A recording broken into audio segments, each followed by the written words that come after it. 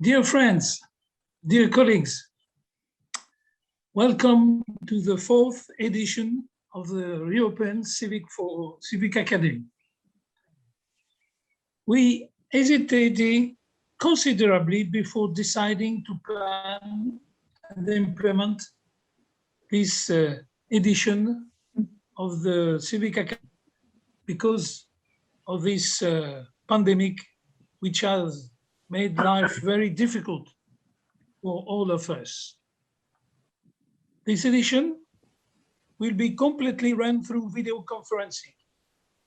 We refuse to give in to the virus, so while respecting the rules and social distancing, we will maintain most of our activities. 3 editions have been organized so far. In 2016 in La Rochelle, France, the most beautiful town in Europe. In 2017 in Brussels, nice town. And in 2019 in Subice, Poland. We did this thanks to a cooperation between the European Civic Forum, Civil Society Europe, and most recently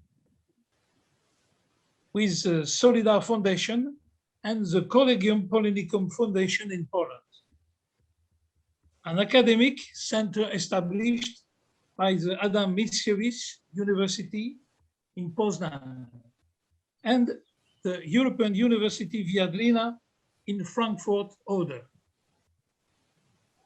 We are really happy to see you in great numbers today.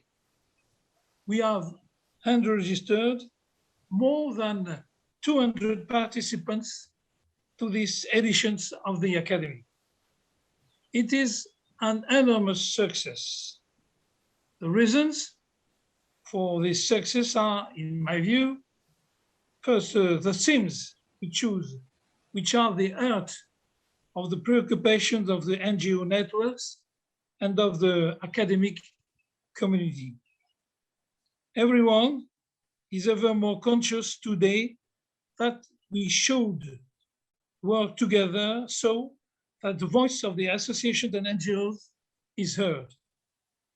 It is time to work collectively and to combine our energies. We hope today's meeting will inspire great analyzing and discussions on crucial challenges we are facing today and some tools on how to address them in order to build resilience and strengthen civil society. I invite now our Vice President, Carolina Drescher, to give more information about the goals and the aims of these editions, and then with our co-president, Raffaella Bolini, to guide you through the topics of our Academy this year and of our session today. Carolina, take the floor, please. Merci, Jean-Marc. Good afternoon, dear participants, dear colleagues. I would like to tell you in a few words about the idea of the Academy and the plan for this afternoon. First, the European Civic Forum launched the Academy in 2016 to connect and to build the bridges between civil society and academic agendas, to provide the space for civil society actors to discuss with academics and identify priorities and possibilities for collaboration related to the role of CSOs in enhancing civic and democratic spaces in Europe. And the 3 main objectives of the Academy are to map civil society needs in terms of research priorities. Secondly, enable civic actors to gain knowledge about existing research, methodology, approaches to inspire renewal of their social and political action, and increase awareness among academic researchers about civil society needs and priorities and identify the collaborative opportunities for future research. This event aims to bring together activists and leaders of civil society organizations with academics and researchers to discuss societal challenges relating to civil society and democracy, as well as building partnerships between the academic world and civil society, and more particularly, the NGOs and networks who support or work to reinforce the construction or refoundation of real civic spaces. We need this alliance, especially in the context where civic freedoms are challenged in several countries of the European Union, and emerging of illiberal democracies, the rising of populist movements has created a challenging climate for the independent actors of civil society. The rule of law is also challenged in the number of member states, and European values are attacked. That's why in the European Civic Academy, we would like to provide the CSO leaders and the academics with an opportunity to exchange and gain key insights into these developments, as well as concrete tools on how to address them and build resilience within civil society. The European Civic Academy is targeted at civil society leaders across Europe, working to promote the values of equality, solidarity, inclusiveness, and last but not least, democracy. It aims to be a place where activists can explore into depth crucial topics to shed light and somehow guide their daily work while placing their action in the broader continent-wide context. It aims at building bridges between academic research and grassroots experiences.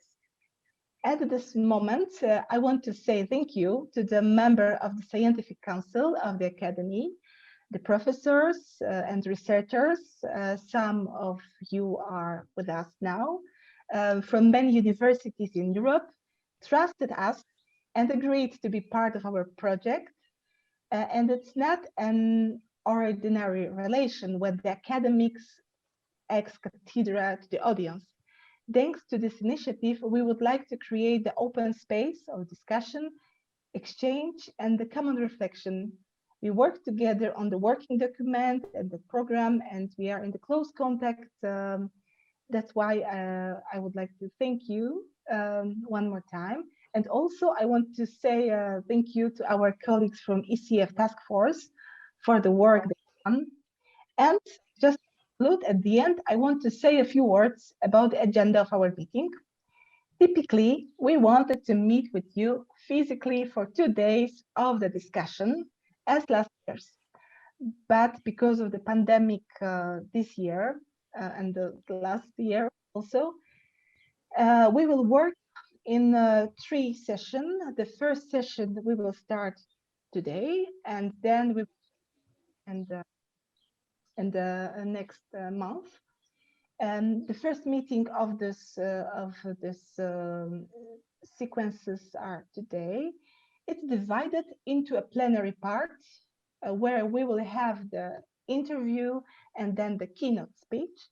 Just after, we will be divided into 6 groups to work on different topics. And finally, after a short break, we will meet one more time all together back to plenary, where rapporteurs will share the insight from the groups with all of us, and academics will respond to some of the questions that emerged. And the last words about the technical details. Please bear in mind that this meeting will be recorded and live on the ECF Facebook page. And if you have not done so, please put your full name to facilitate the transition to the small groups. On the right corner picture, there are 3 dots and you can rename yourself. And of course, please mute yourself when not speaking. So now I want to give the floor to Raffaella Poligny, our ECF co-president, to present the concept and the thematic approach of the discussion today. And I'm happy to see you here. So Raffaella, the floor is yours. Thank you very much. And again, welcome to everybody. So today we are taking a few hours to think and debate, and this is a gift we are giving ourselves in a so dramatic time, while many of us are on the front line to face the worst global crisis since the war. And we know that the present is difficult and the future is very unclear. We have to try to be at the level of the challenges in front of us. COVID-19 has revealed and amplified the magnitude of the systemic crisis, which is a climatic, a social, human, gender, ecological, cultural, and pandemic crisis at the same time. And it provides us with many useful lessons to save ourselves.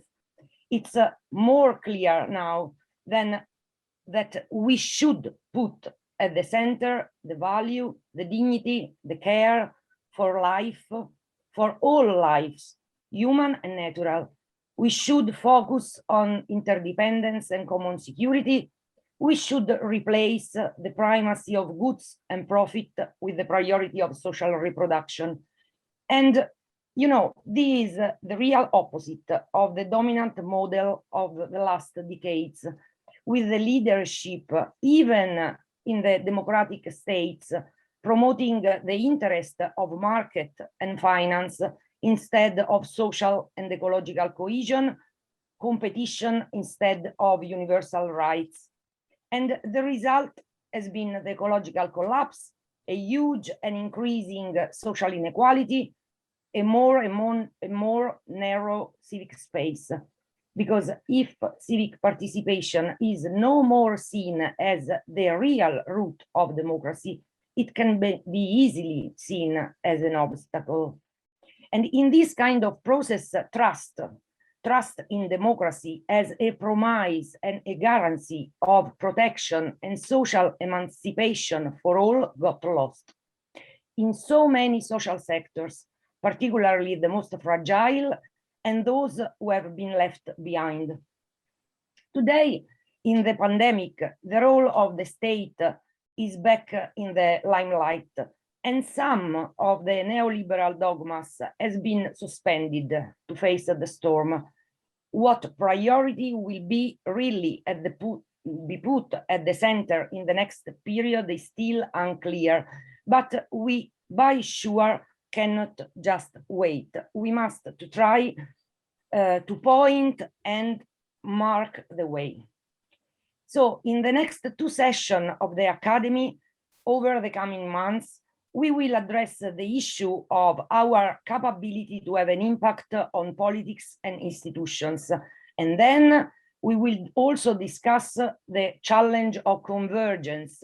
So our ability to overcome geographical and thematic fragmentation in order to make us stronger. But today, in this first session, we are going to address perhaps the most essential and dramatic issue, which is that in our society, those who need rights most often do not fight for them. And worst, many popular sectors have fallen into the arms of the reactionary and regressive movements.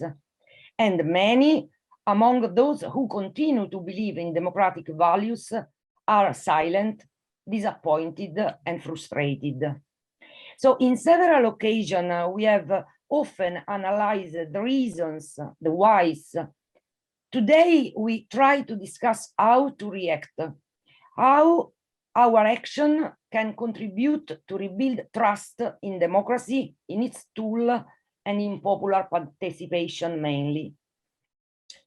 In the last period, we have witnessed some positive counter-trend signals, the Black Lives Matter movements, the emergence of some of the invisible workers, the riders, Amazon workers, domestic workers, health system users, people with housing problems. And in the pandemic, many of our associations have decided to work with the weakest persons and communities by creating or strengthening or revitalizing experiences of mutual help and solidarity from below. The situation, of course, is different from country to country, from urban and rural areas. And in any case, a big problem remains. Right and democracy, we know, cannot come from above. And the active role of the bearers of rights and dignity is necessary to move society forward. All the more so now in the crisis we are going through and in the post-pandemic reconstruction that is all to play for. So how can we help to rebuild trust in participation? Trust in the citizens' possibility to influence political choices, which is really the heart of trust in democracy. How can we reconquer the popular victims of the reactionary mermaids? It is clear that we are not the only actors to decide the result of this challenge. It is not up only to us whether the expectation for change the pandemic has shown to be necessary to many people will be disappointed or not.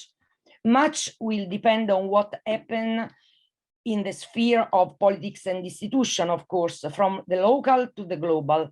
But we can do our part and we must do it. So we really hope that the discussion today can really provide us with some help. So let's start our discussion. We are very happy to have with us two committed and strong women, Priscilla and Donatella, to open our debate and to contribute to our common research in this first part of our session.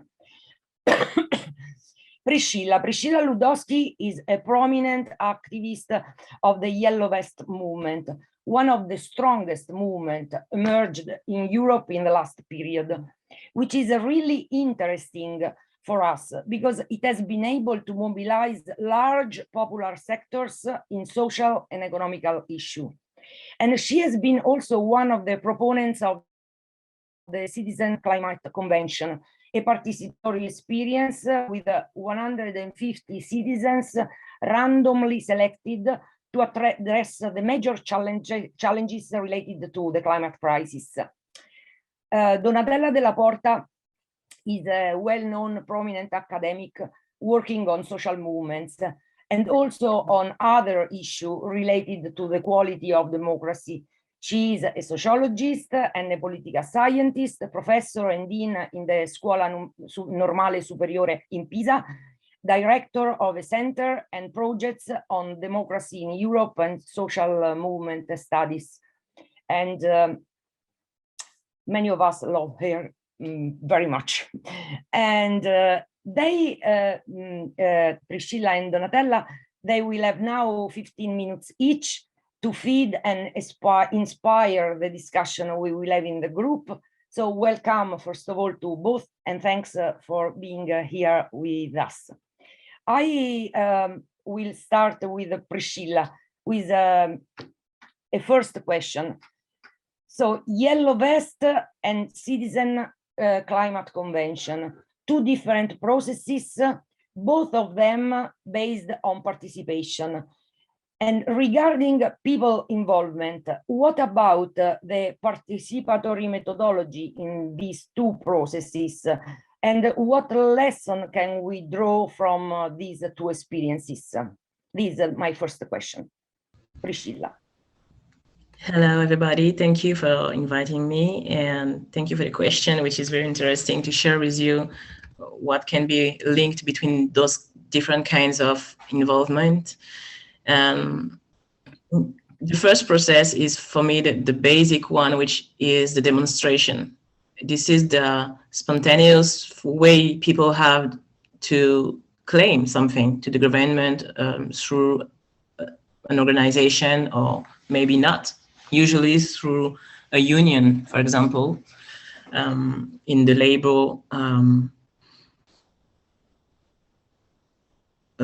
place. And actually, the ELS movement starts with the petition I've made to say that there is a lack of transparency from the government concerning taxation, what they call green taxation, and for the lack of democracy, for the lack of participation from the citizens to build decision with the government, or at least with the French Parliament, for example.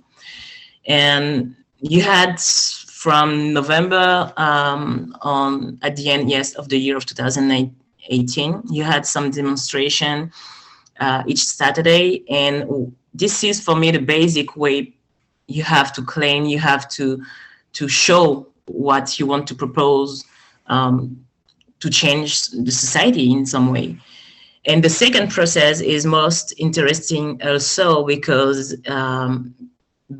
you had those big demonstrations in the ELS movement, and because you had this big demonstration in climate movement, the fact that you had so much movement and so intense movement in the street made it possible for the collective I've been part of, which is called the Citizens Vest. And we have been able to write this letter to the president and say we want a citizen assembly for climate, for democracy, and for taxation. You can see that from November until between November and April of 2019, we had an answer from the president which finally accepted to create this citizen assembly, but only on climate topic. This is different way to do, but one cannot be, I don't think the president would say, okay, if you don't have the movement in the other side, I think. Because you have a lot of organizations who ask for this kind of tool, democratic tool, actually. You have a lot of organization, association, collectives who ask for more democratic tools, for more participation from citizens, in different way, but they never succeed. The fact that they succeed right now is because you have the movement in the street pushing for that. So this is two different experiences actually, but one cannot be successful without the other. And Priscilla, in both cases, people express disappointment as their expectations were not met. So, according to you, what are the consequences of these processes on the side of being at the street, being mobilized, and also on the side of the institutional reaction regarding people trust in democracy? From your experience, have this kind of mobilization help people to believe in democracy?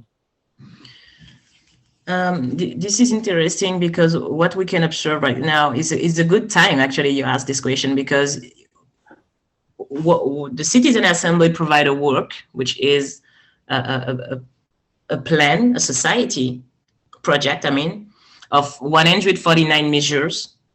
And at the end of the month, on March 29, the French Parliament will examine the law they called Climate and Resilience Law, which take a little bit of the work of the Citizen Assembly. And because of that, you have more than 400 organizations which called to go on the street the day before. So you have a big demonstration all over the country in France. For now, you have 170 events planned in France for the next weekend, to say to the government, you had citizens who came to work to provide you 149 measures. You don't take it for serious because actually you don't have any link between the decision, there is no link between the work of the citizen in this assembly and the implementation of the law or of the rules, or it cannot provoke a referendum, for example. So the problem is that this work is like they worked for nothing. Some of the members of the citizen assembly says this is like we have worked for nothing. So to support them, more than 400 organizations decided to go on the street on March 2028 all over the country to denounce the lack of taking into consideration the work of citizens, because they worked for 9 months during the health crisis of COVID. And this is a difficult question when you say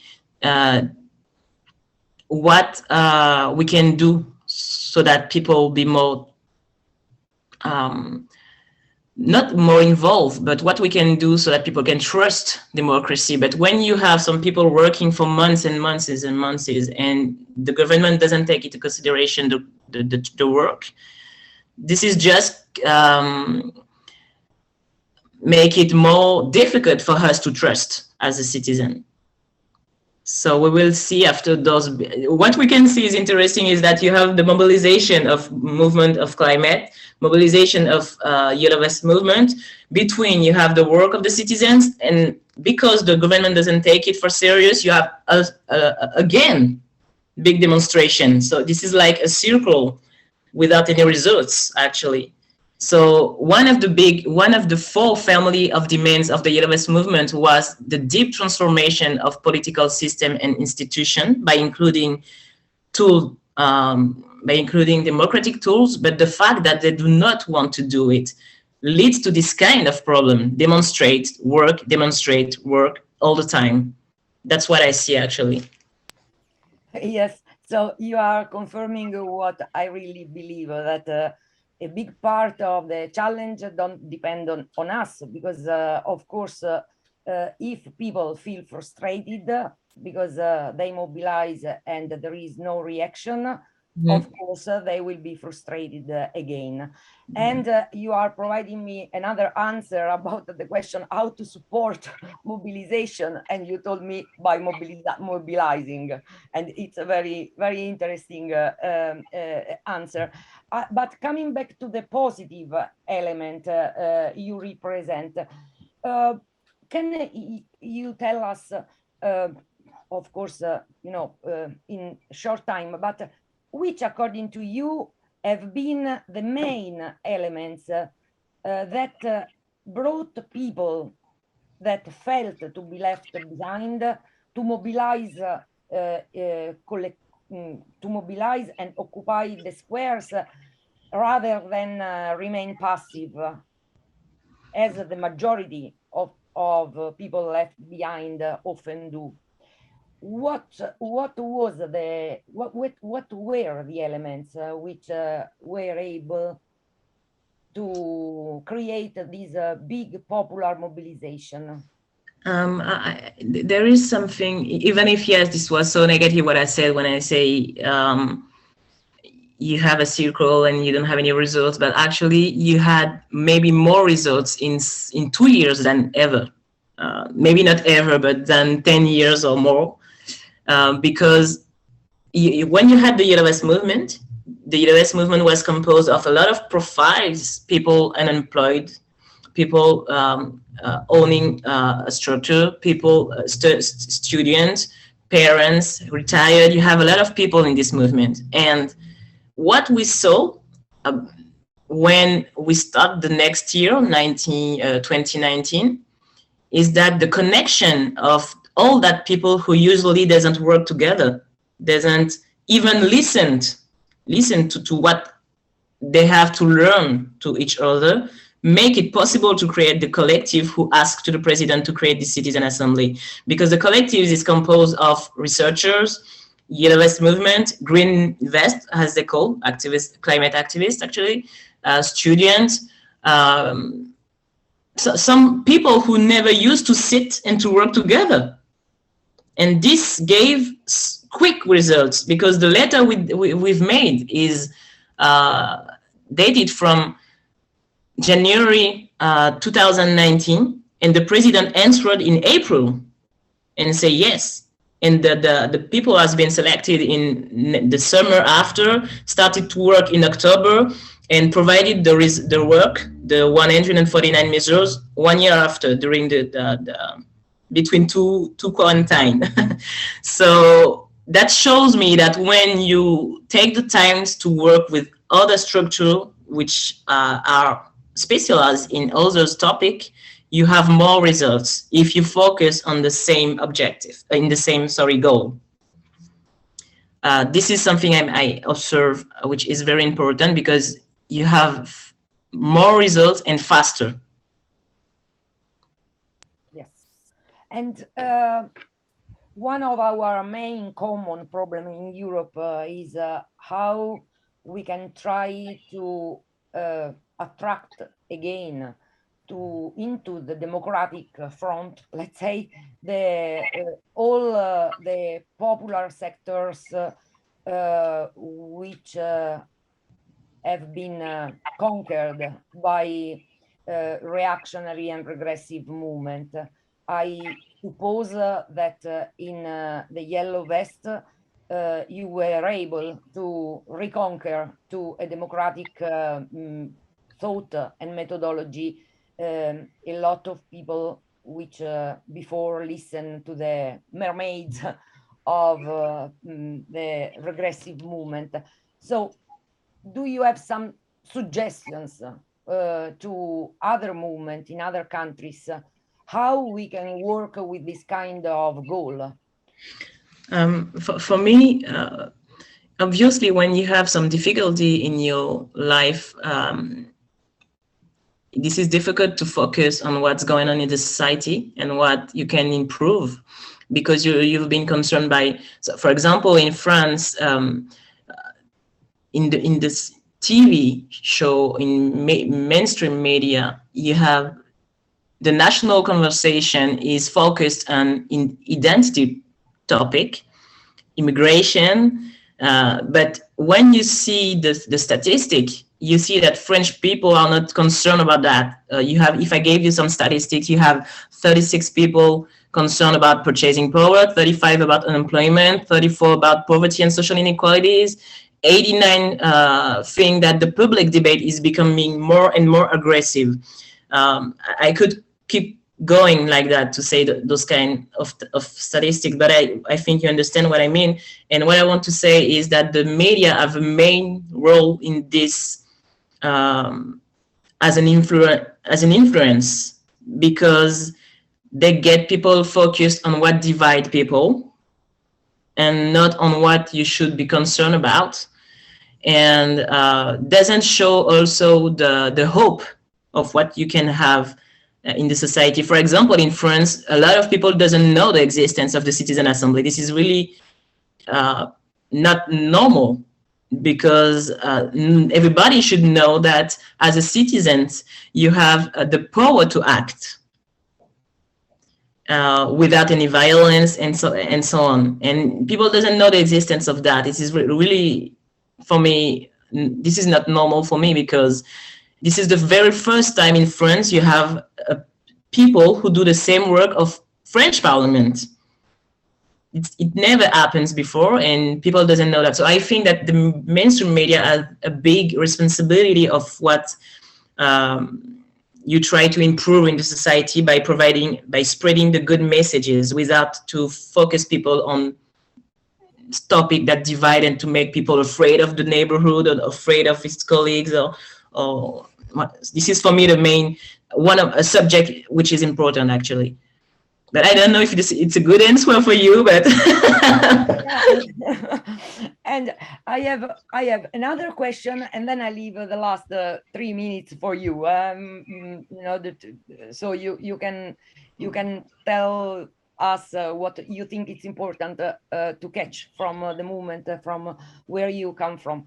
My last question is, it's interesting for us from abroad, for example, to have seen that after the explosion of a very spontaneous and grassroots movement, there has been, it seems, from abroad, at the beginning a sort of confusion, but then a big sector of the organized, traditionally organized civil society has built up a sort of supporting work for you, and if I am not wrong.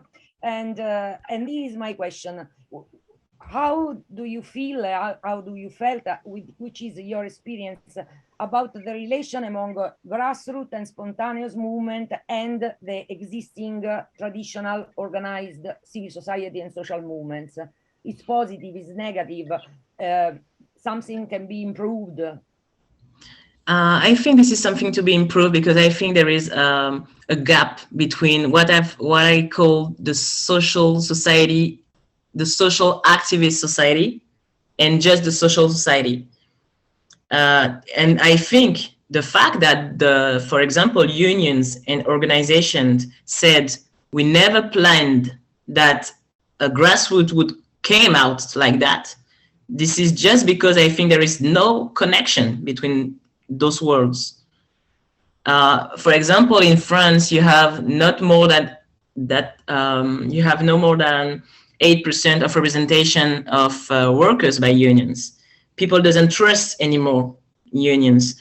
For example, you have only a rate of trust of 11% of French citizens over politics. And I think this lack of trust is the reason why these grassroots movements just raised. And it has been improved in the street, actually, a little bit, because people talked together, worked by creating project association, by organizing some citizen assembly all over the country during all the year of 2019. After the work on between 5:35 and maybe midnight, you had people talking, debating about a lot of subjects, explaining how they used to fight in the street as a union, as a structure. And this is very interesting to see that the Yellow Vest movement make people talk together, try to understand what difficulties they have in this kind of organization, why they do not succeed in making things change. And this was actually a big national debate all the time during these years, both years. And this is a good thing, because this is a reconnection. You had more solidarity, but we have, I think, a lot of work to do to get to more trust. So the last message in these terms, which is your main message to organize civil society, because most of us we belong to organized civil society, to be able to reconnect as much as possible with the grassroots? I think what's going on right now in this event is very interesting, because we forget maybe sometimes that we are not only a country, but a country being part of the European Union.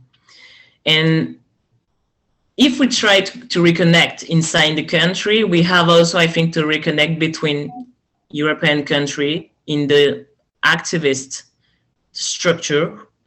Because sometimes when you ask for different demands to improve something in your country, the government usually say, I cannot do that because we are part of the union, actually.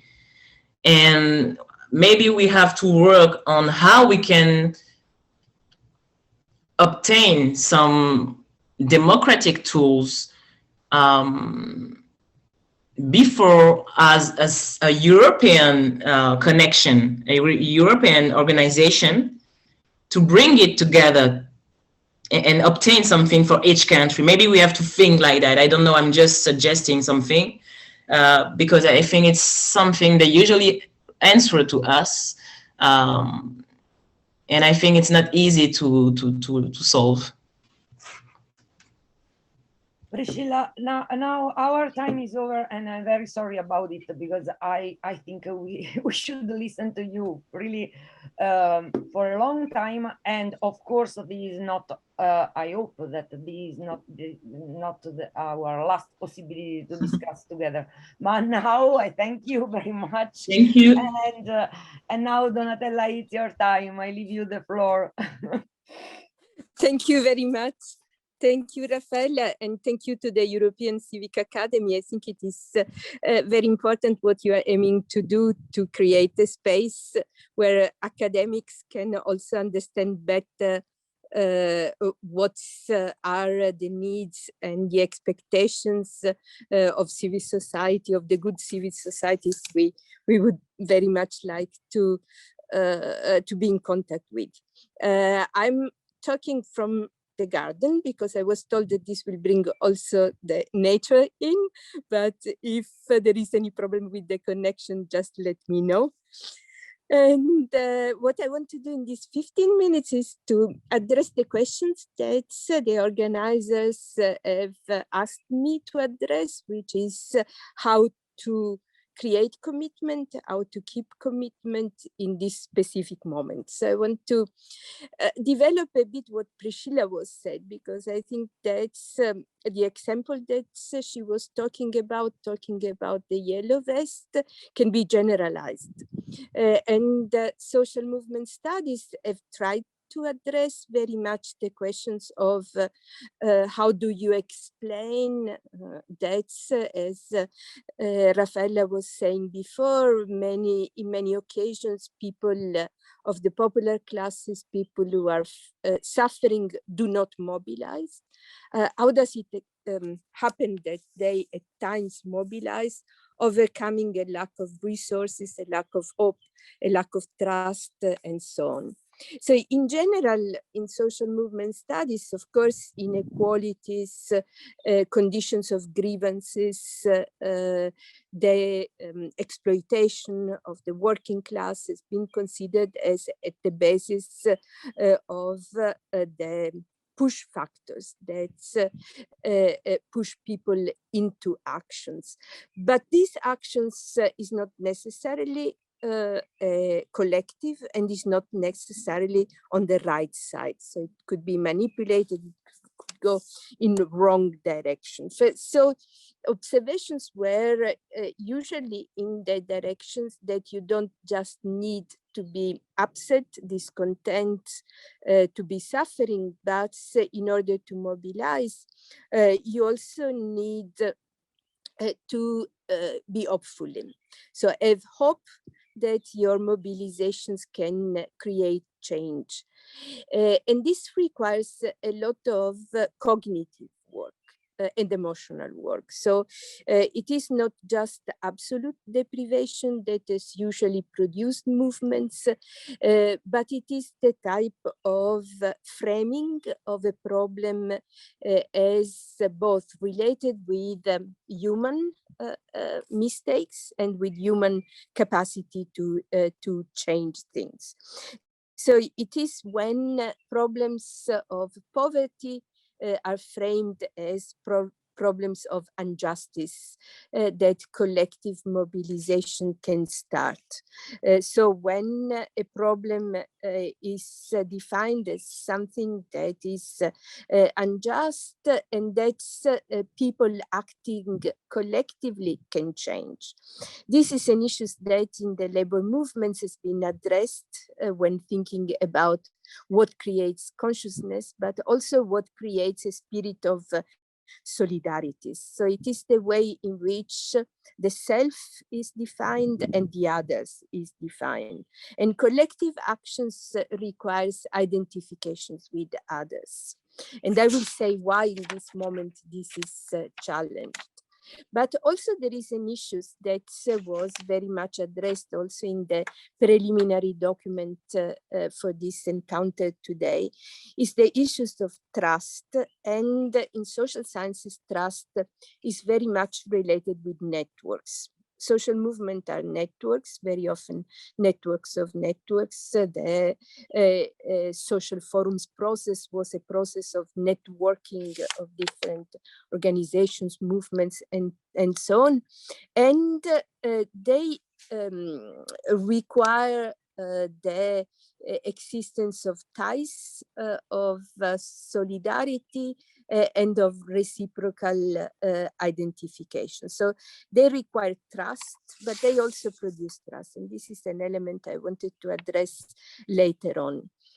So it is not just poverty, misery, exploitation, but it is a process in which people who mobilize and then keep mobilizing also frame this poverty as injustice, frame themselves as capable of acting against this injustice and potentially win some results. And it is a process of mobilizations of existing networks and creation of new networks. And it is also an emotional problem. So for a long time, progressive social movements tried to bracket emotions as negative, seeing mobilizations as naturally oriented toward a rational process. While research in social movements says emotions are powerful element for mobilizations, and on the progressive sides, there are good emotions that needs to be combined, especially outrage, but also hope and empathy. So this type of process of mobilizing is not only a process of creating meaning making, focusing on the definitions of a problem as unjust, but also is a problem of creating passionate politics. So for a long time, there has been, even sometimes in the left, the idea that ideology and passions are bad, that we need to be rational and moderate and pragmatic. This is not the way in which you mobilize. Usually you mobilize on the basis of strong ideas and strong emotions. And this is processes that at the micro level, we have been in actions when there is mobilizations. But there are also a couple of caveats about these interpretations, results of research. And I think they also address the questions that Raffaella has asked.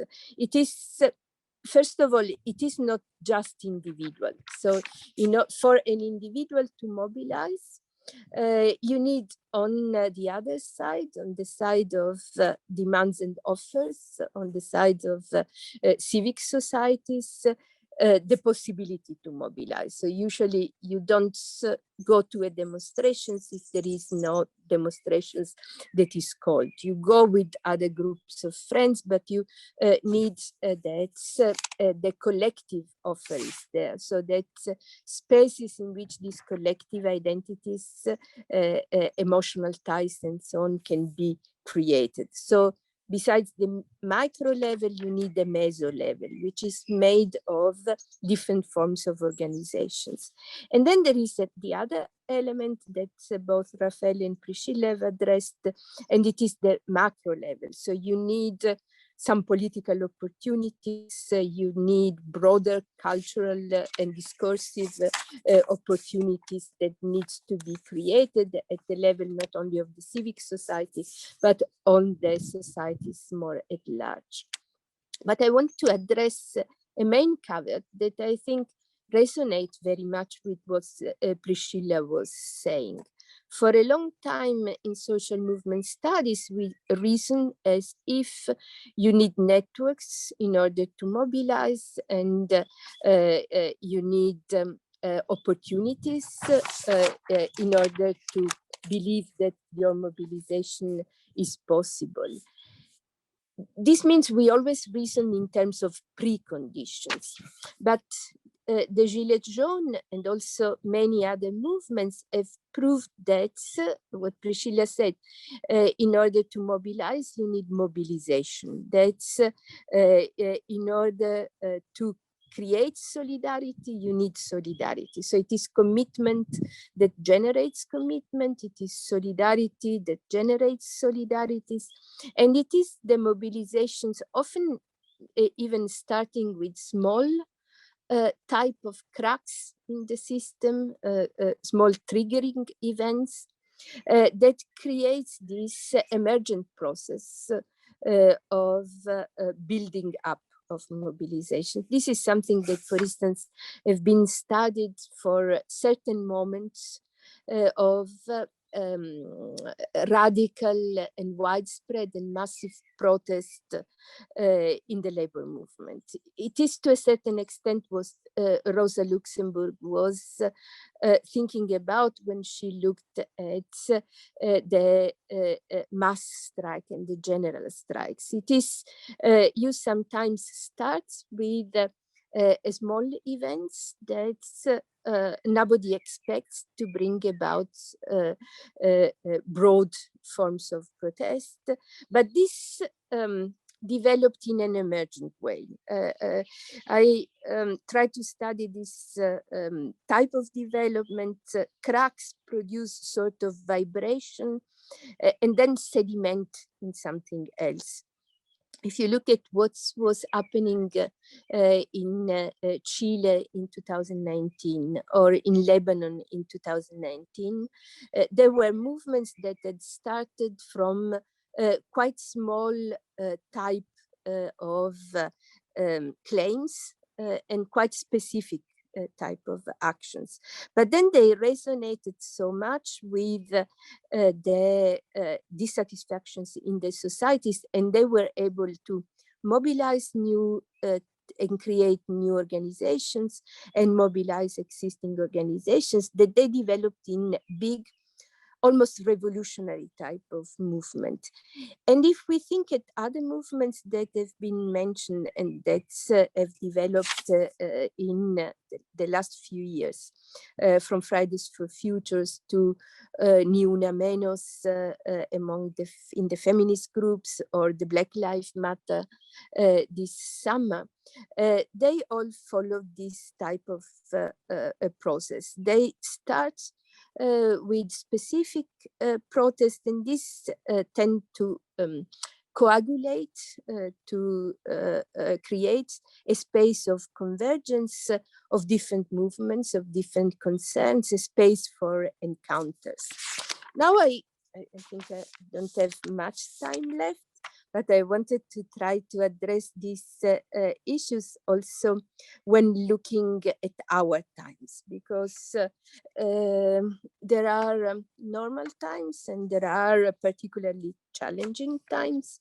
There are routine times and there are more intense time. And we for sure live in intense time, for good and for bad, which have, I think, one more structural characteristics and one more conjunctural. Structurally, it has been said, it was mentioned also in the call for these events. We live in neoliberal time, and this means we live in a time which is still dominated by forms of capitalism that are particularly oriented towards exploitation, particularly oriented towards free market, that have represented a step back, a backlash towards also capitalist institutions that allowed for more social protection. So we are living in time that treats solidarity, emphasizing especially the market level and the individual level. This has been a long time that we live in these times. The social forums were already opposing and resisting the first developments of neoliberalism. But we also live in times of crisis. So the social forums emerged in a time of rampant neoliberalism and acted, it was said sometimes, as a Cassandra, telling what was going to happen later on, that is the crisis of neoliberalism. We didn't mean the dismissal of neoliberalism, but the entering in moments in which one crisis follows the others. And if we think about just the European context, we had the financial crisis, we had what was called refugees crisis, we have now the pandemic crisis, and these are moments that like in Gramscian interregnum, are moments that are extremely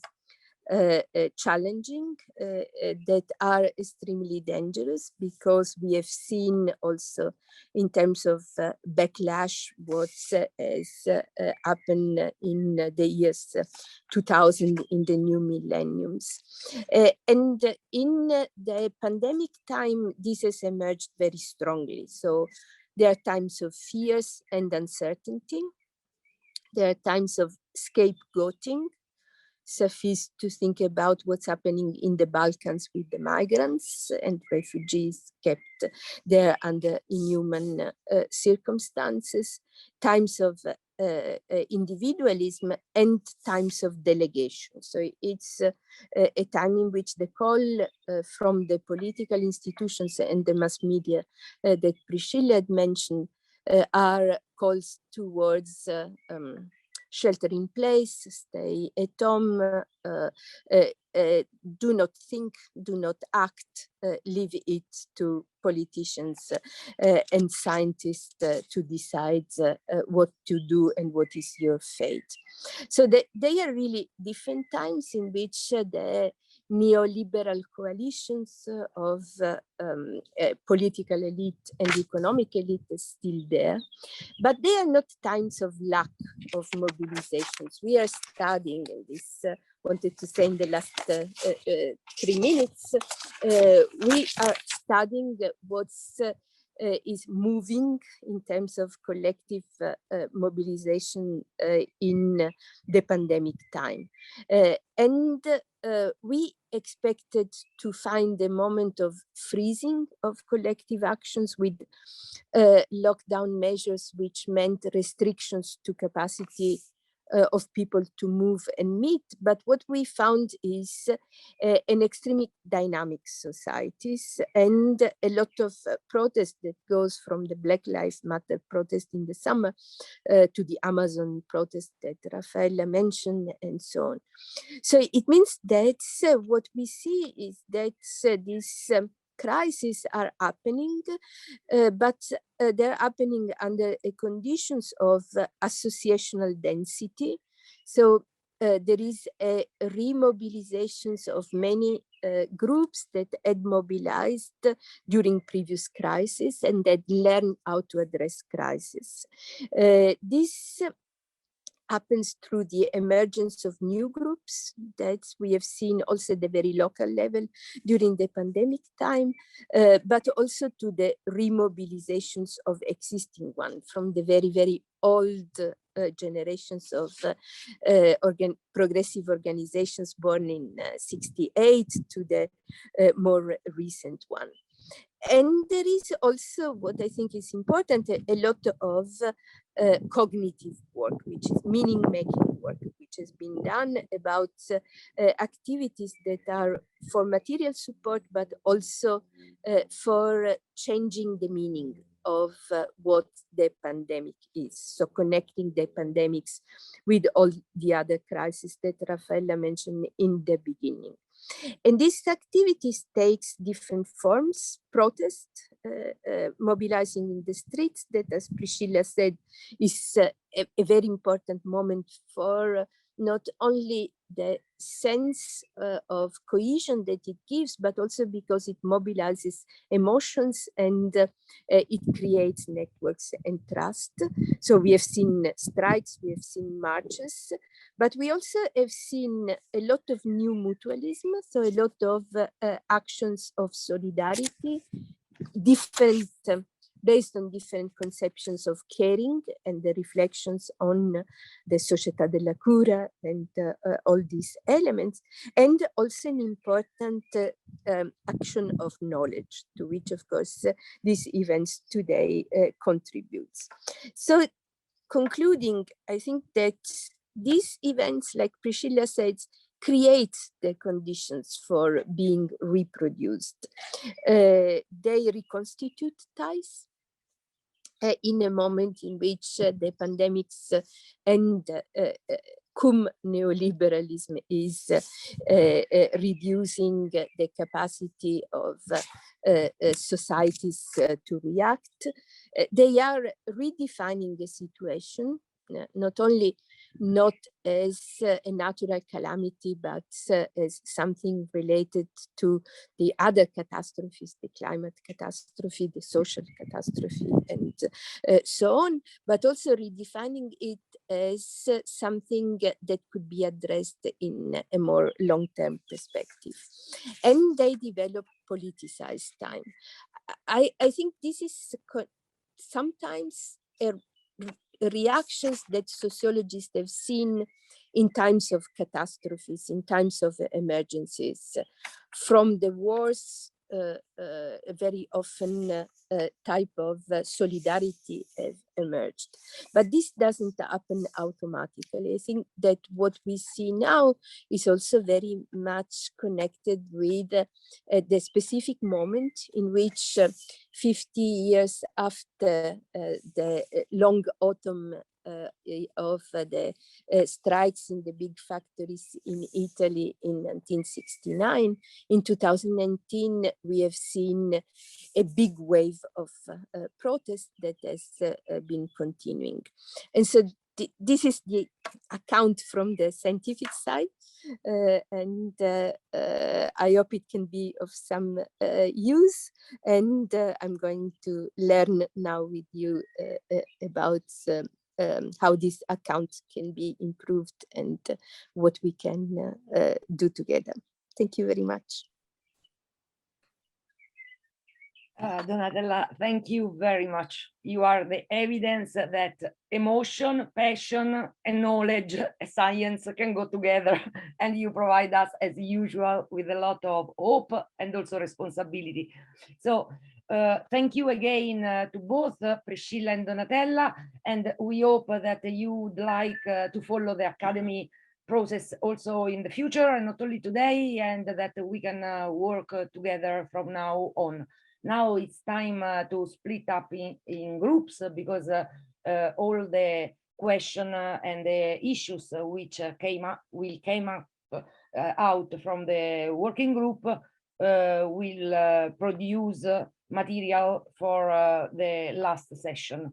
So now I leave the floor to the one which will manage the splitting. Yes, I will in a moment start the sending everybody in the rooms. If you are not in the right room, no worries, you can always go back to the plenary, and from there you can either go to the room that you chose, or you can write to Alexandrina Naimovic that will help you find your way to the room. And in this room, the idea is to come together to reflect on challenges, opportunities, and formulate some questions that can lead to future action and research. So I'm gonna send all of us in the rooms. Can I ask?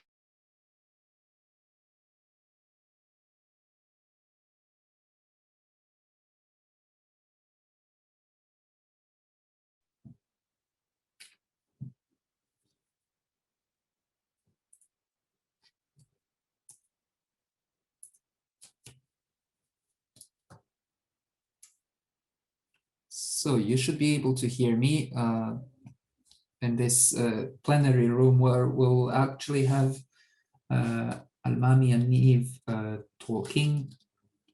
I will just since you're here, we'll just give you a few notes on how this will go here. So Almami will be speaking in French, and you will have interpretation enabled by clicking on the button. You should have a interpretation button. Let me know if this is not the case. Where would we find the interpretation button? It is between shared screen and reactions. Yes, you should now see an interpretation button at the bottom between share screen and reactions. I just have record. I can record. And after records? No. Don't worry, I can probably understand more or less the French, but... Okay. I think it's because I'm using Ubuntu. Ubuntu doesn't allow you to facilitate... Great. Okay, in any case... So open software at its best. Yes, as Almami... So much for being principled. No problem. As Almami will be speaking, first we'll put a short video of the Adama committee, and then you should have interpretation, I hope, the button. By clicking English, you will have the language available, and you will be able to hear me translating Almami. So welcome both to you and Almami, and I will now start with sharing the video first.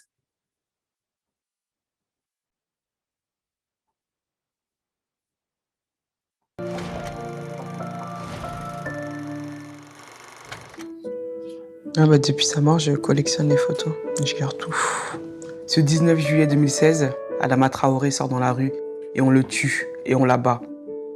Pourquoi? Je sais pas. Tout ce que je sais, c'est que c'est mon petit frère. On a tué mon petit frère et j'ai dit que la mort de mon frère ne resterait pas un fait divers. Pas Adama Traoré, pas mon petit frère. Et le combat, on va le mener. Thousands marched into a Paris suburb to remember Adama Traoré, who died at the hands of French police 4 years ago. Mon frère est mort exactement de la même façon de George Floyd, sauf que les caméras, elles n'étaient pas là ce jour-là. La mort de George Floyd va venir imager la mort d'Adama Traoré.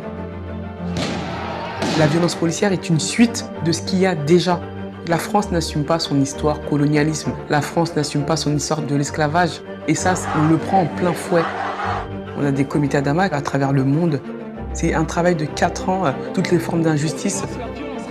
Nous avons cette force. Et cette force, c'est d'aller dans la rue et de dire la discrimination et les violences policières vont cesser.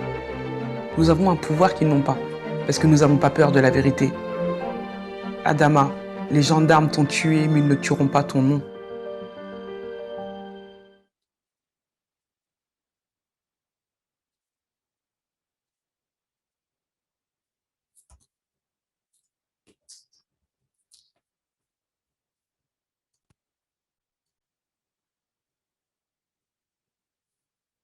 Thank you. So, and now, without further waiting, I will start the translation and leave the floor for Almami.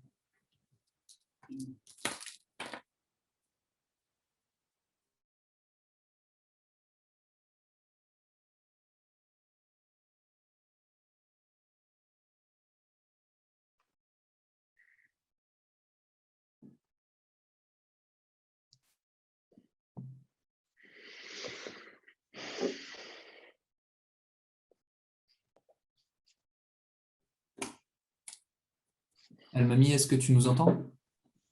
Ouais.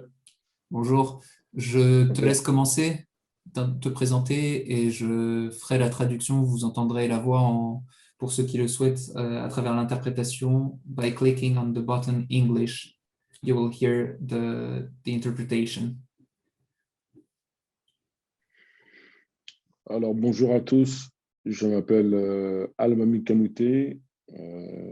J'ai 41 ans. Je suis un enseignement éducateur spécialisé. Je suis actuellement consultant en action sociale et culturelle.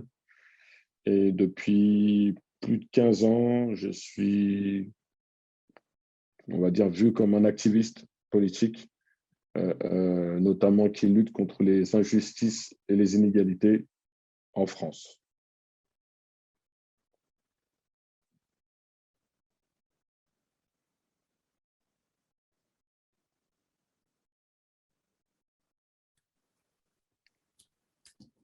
Tu peux continuer.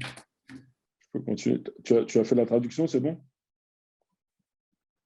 C'est bon. En fait, il l'a fait en même temps que tu parles, donc tu n'as pas besoin de t'arrêter parce qu'il l'a fait en même temps. Ah, d'accord, pardon, excuse-moi. OK.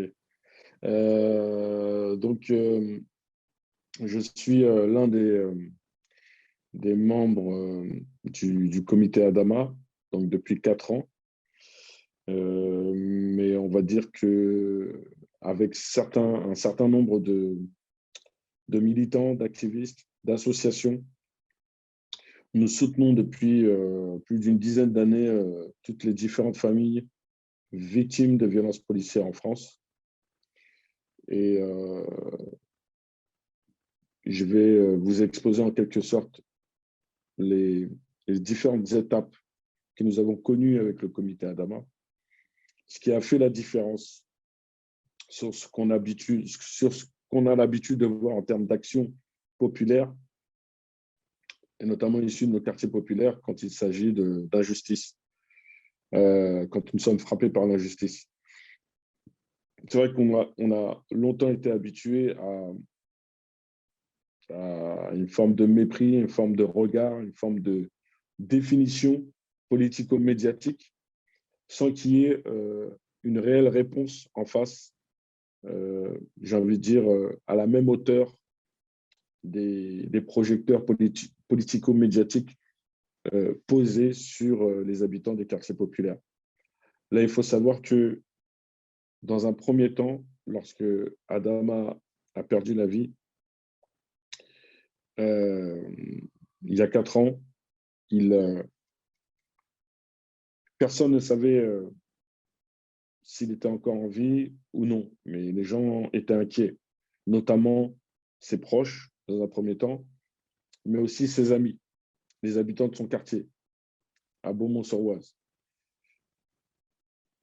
Et le premier réflexe de ses amis a été de se rassembler devant la gendarmerie où il a été vu la dernière fois en vie.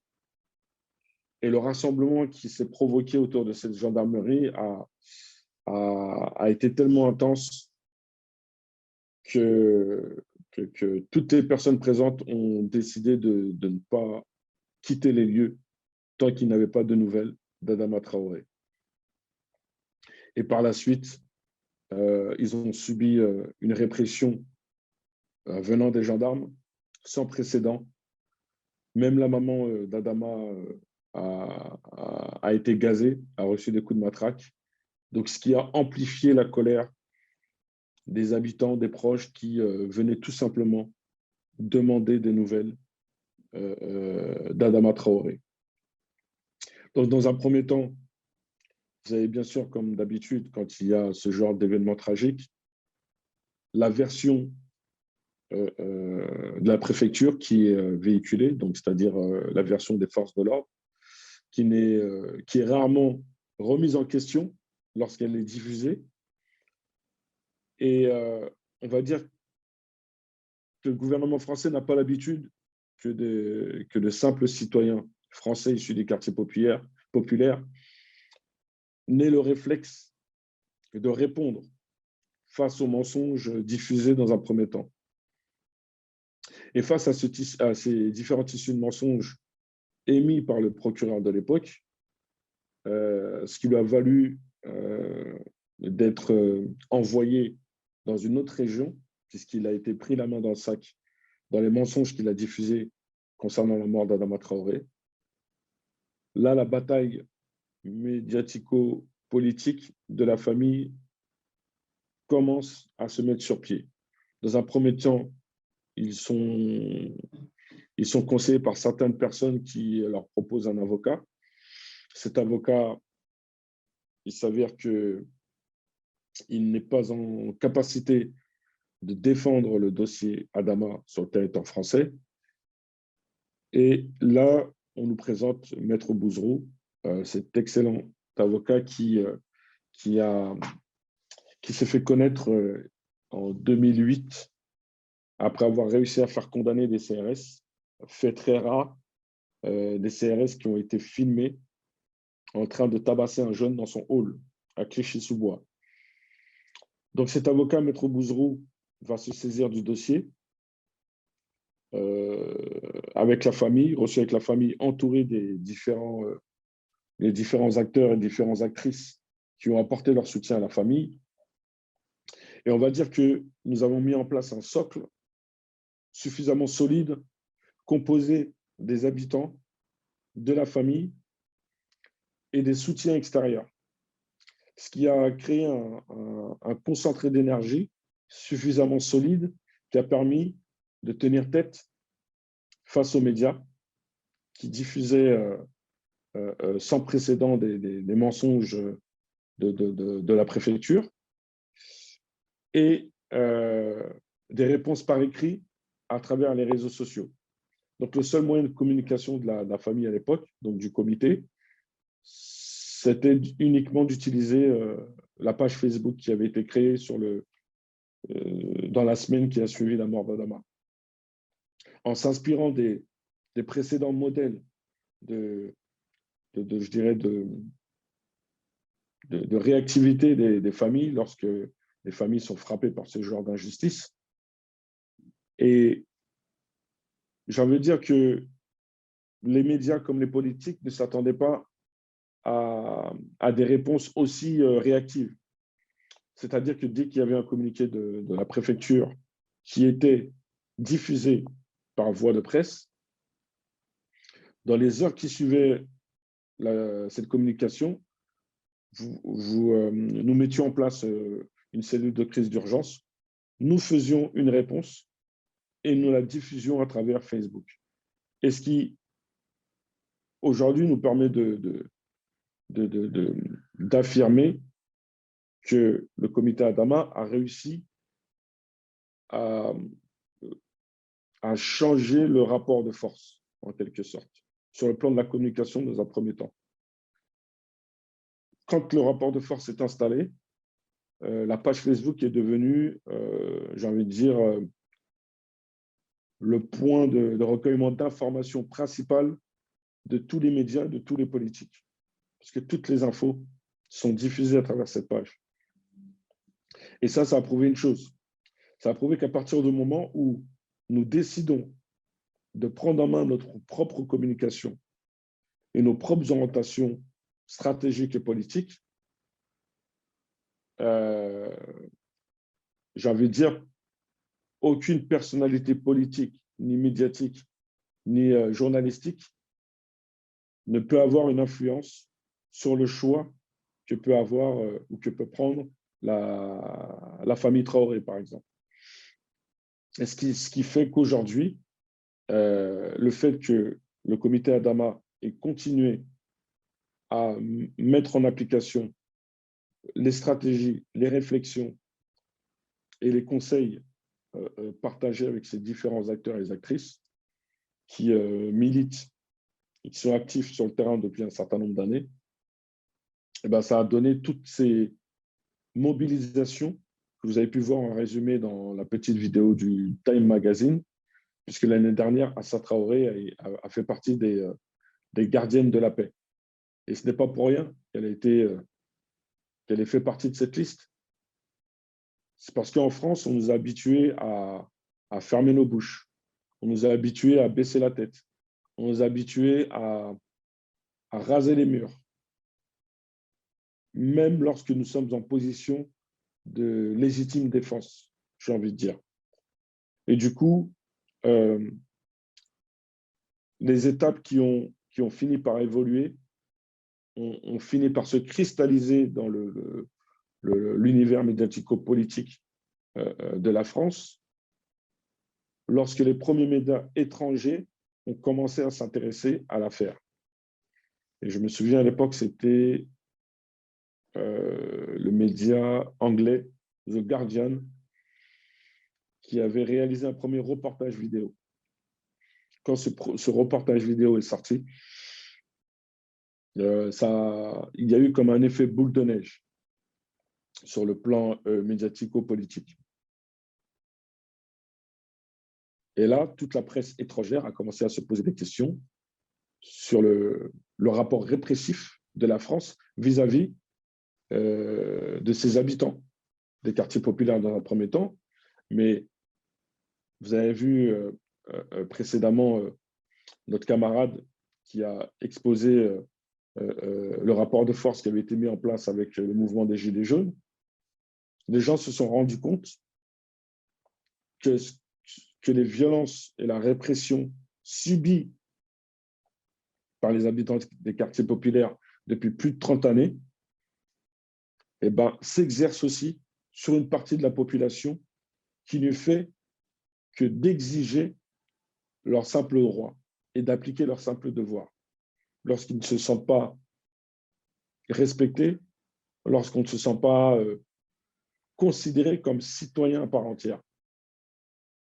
Et là, on a eu, j'ai envie de dire, la démonstration de force de certains groupes de la population, une partie de la population qui a décidé de se révolter en utilisant effectivement le droit de se mobiliser, mais aussi de passer à l'action sans forcément tomber dans les incivilités. Et on s'est rendu compte que ça leur faisait peur. Tous ces grondements qui se sont qui sont imposés naturellement, j'ai envie de dire. Et du coup, le fait que ces révoltes populaires n'émanent pas du haut de la pyramide, du building, mais émanent bien du terrain, de la population, ça a provoqué un terrible tremblement au sein du gouvernement français. Parce qu'ils n'ont pas l'habitude. Ils n'ont pas l'habitude d'avoir affaire à ce type d'organisation, à ce type de révolte, à ce type d'action menée par des citoyens qui ne font que d'exiger leurs droits et d'exiger la justice face aux injustices qu'ils subissent. Et donc, le comité Adama s'est imposé naturellement à force de propositions, d'actions, à force de pouvoir faire en sorte de rencontrer ou croiser d'autres revendications sur le terrain. Et ça a donné une certaine synergie, une certaine confiance, une certaine assise aux multiples actions qui ont été menées par le comité Adama. Donc là, j'ai essayé de synthétiser un maximum, mais je sais qu'il va y avoir des questions et en fonction des questions, je rentrerai dans certaines précisions.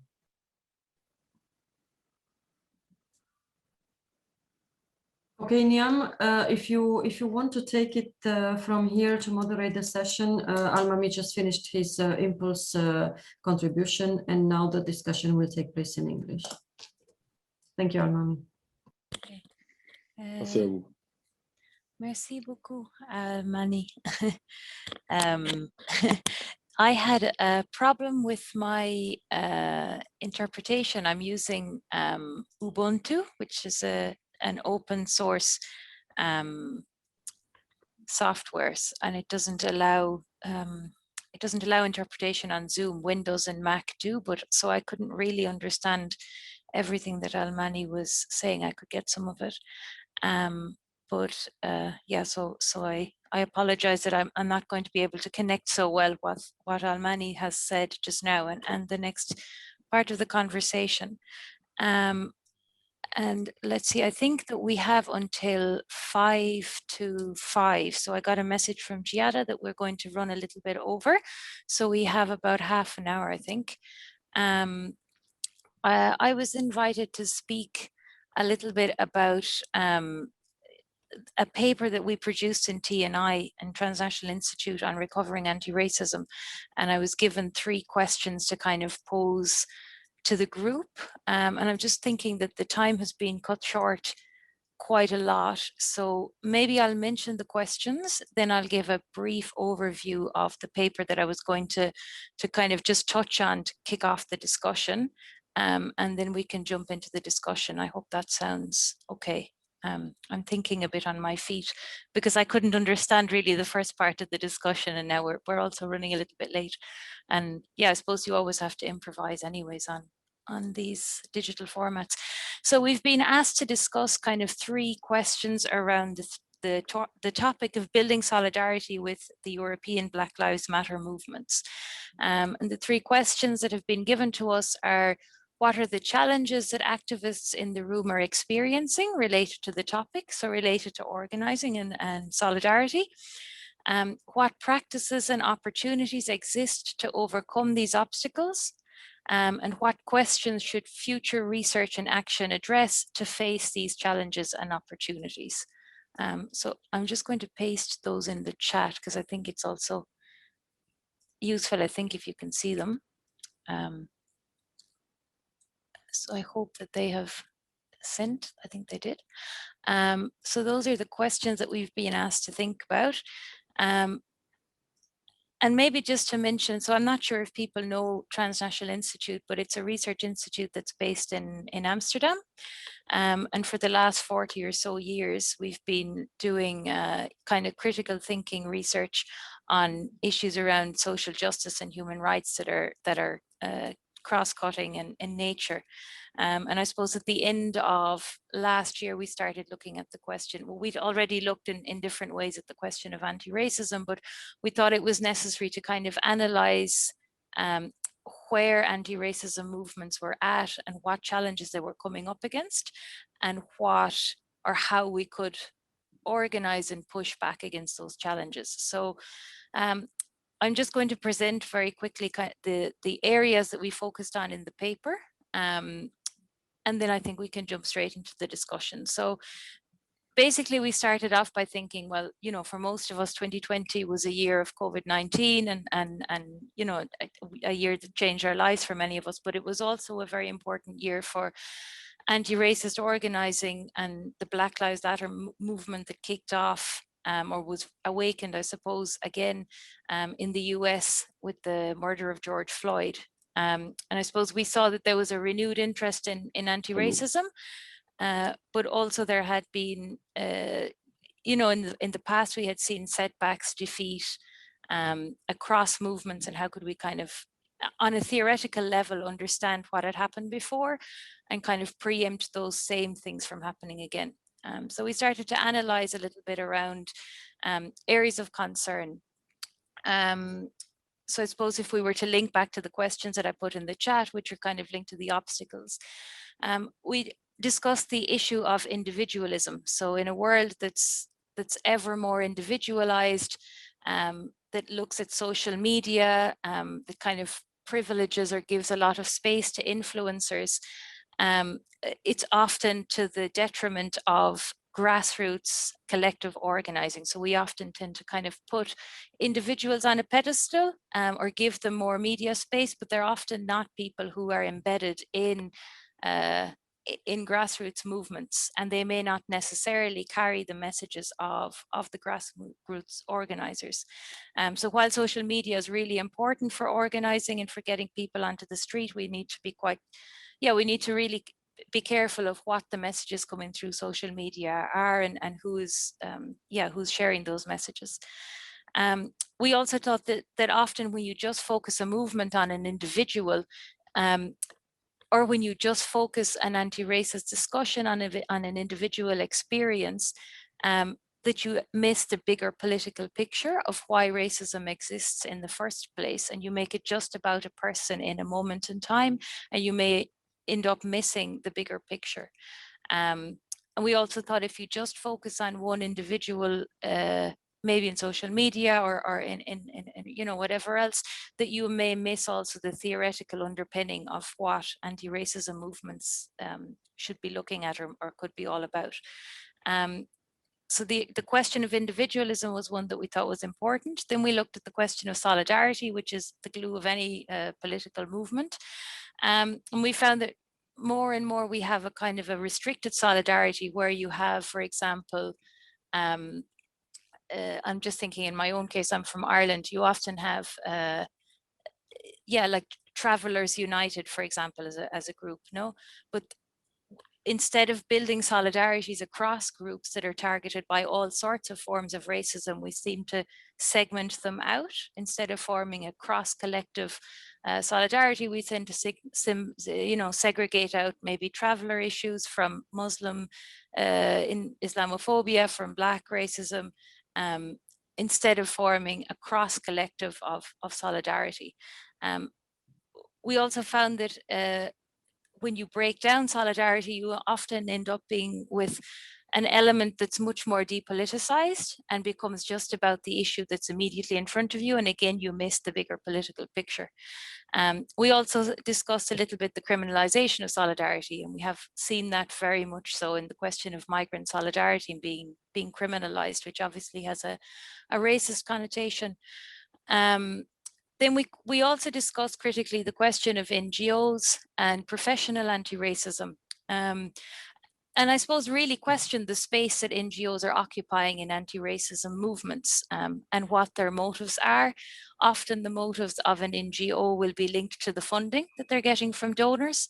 And when that funding runs out, then they'll move on to the next question or the next issue that's topical and that they're getting funding for.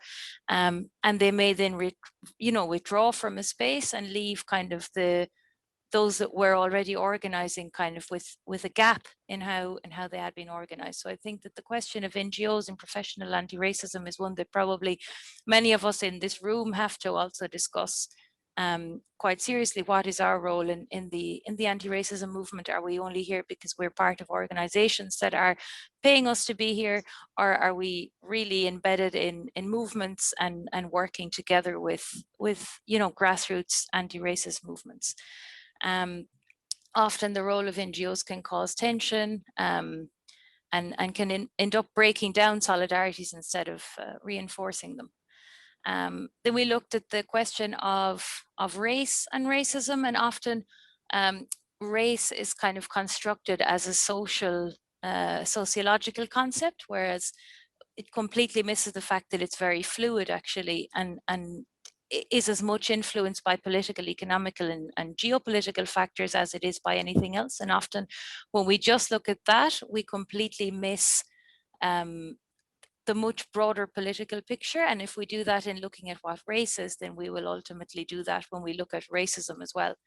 And then we looked a little bit about the fragmentation of anti-racism. So like I said, again, the breaking down of or segmenting out different forms of racism instead of understanding what the function of racism is as a top-down, divisive and controlling strategy from the state down.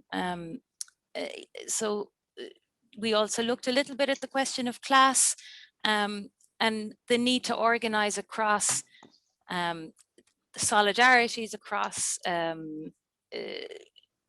groups that have an affinity with each other that goes beyond, like I said, that goes beyond grouping people according to their ethnicity or how they identify, but where there's cross-cultural or there's solidarities that exist across groups, and that can often be very much related to class. I think we looked very much at the question of the British cabinet has never been so diverse ethnically, but it's also never been so racist.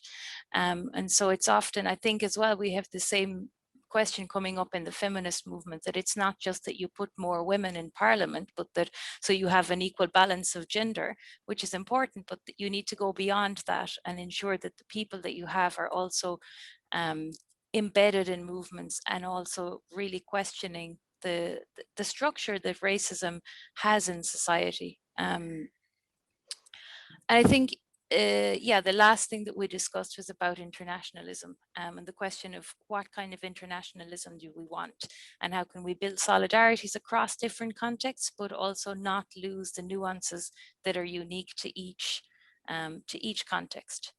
And then maybe just three phrases before I open up the discussion. One of the phrases that we pulled out was a renewed anti-racism movement must be able to analyze the function of racism and organize against the wider processes of exploitation and dispossession that underpin it.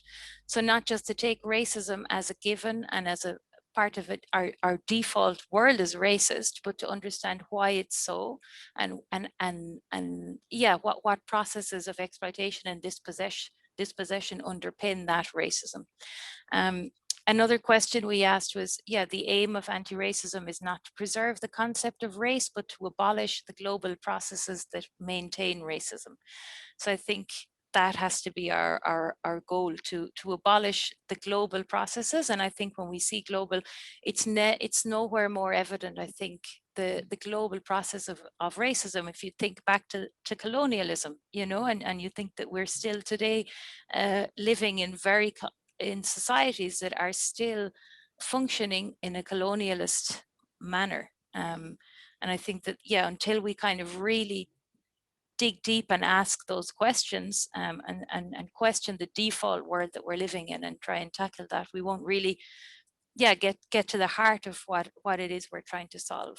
Maybe the last comment was the anti-racism struggle is one and the same with the struggle against capitalism and the liberation of the working classes. So not to kind of see racism in a silo or separated out, but that its capitalist system is built on racism. Capitalism and racism are intertwined and really cannot be separated.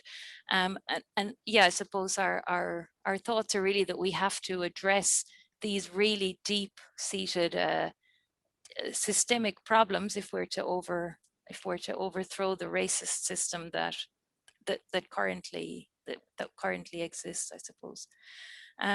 That's my way of presenting the paper. We had hoped that the authors would be here, so I should just mention them quickly before I open the discussion. So we had Asfar Shafi and Ilyas Naji. They were our authors, both based in the UK. Unfortunately, they couldn't join us, so I'm here on behalf of TNI to present just some of the discussions that we had around the paper.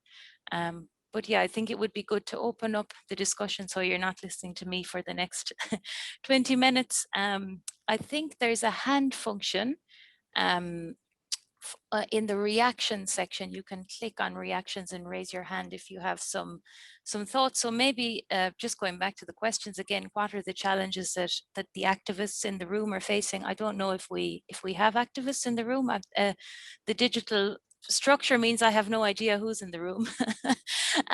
So yeah, I don't know if we have activists in the room. If we don't, I wonder what are the challenges that the others in the room are coming up against in relation to this topic, and what are the practices and opportunities that you may be able to identify, and the challenges as well that you faced. So do you know if anybody wants to raise their hand or intervene?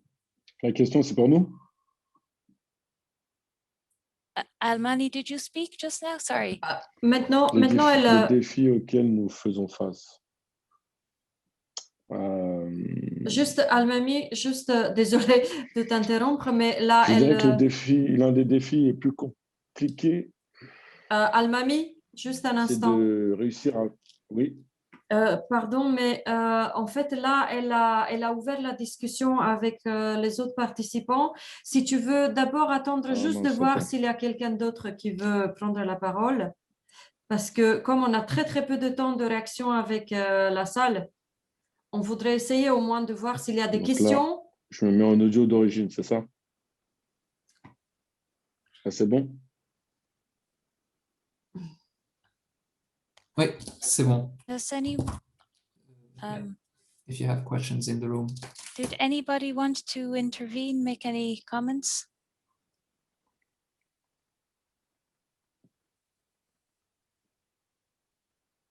No, no one wants to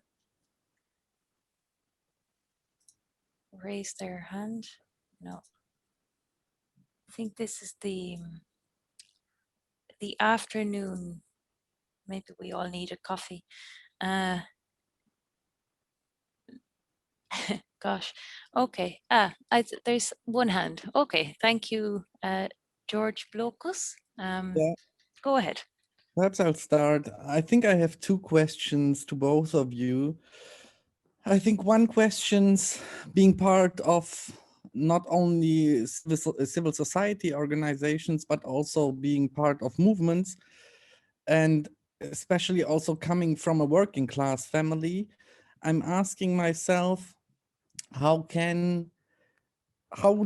are your experiences with building those intersectional working class movements which break through the problems of ordinary people with a lack of resources to engage in politics on the one hand, and on the other hand, how do we create spaces and practices which go also beyond social media and create some kind of organizing infrastructures which are sustainable, not only in terms of time, but also in terms of successes.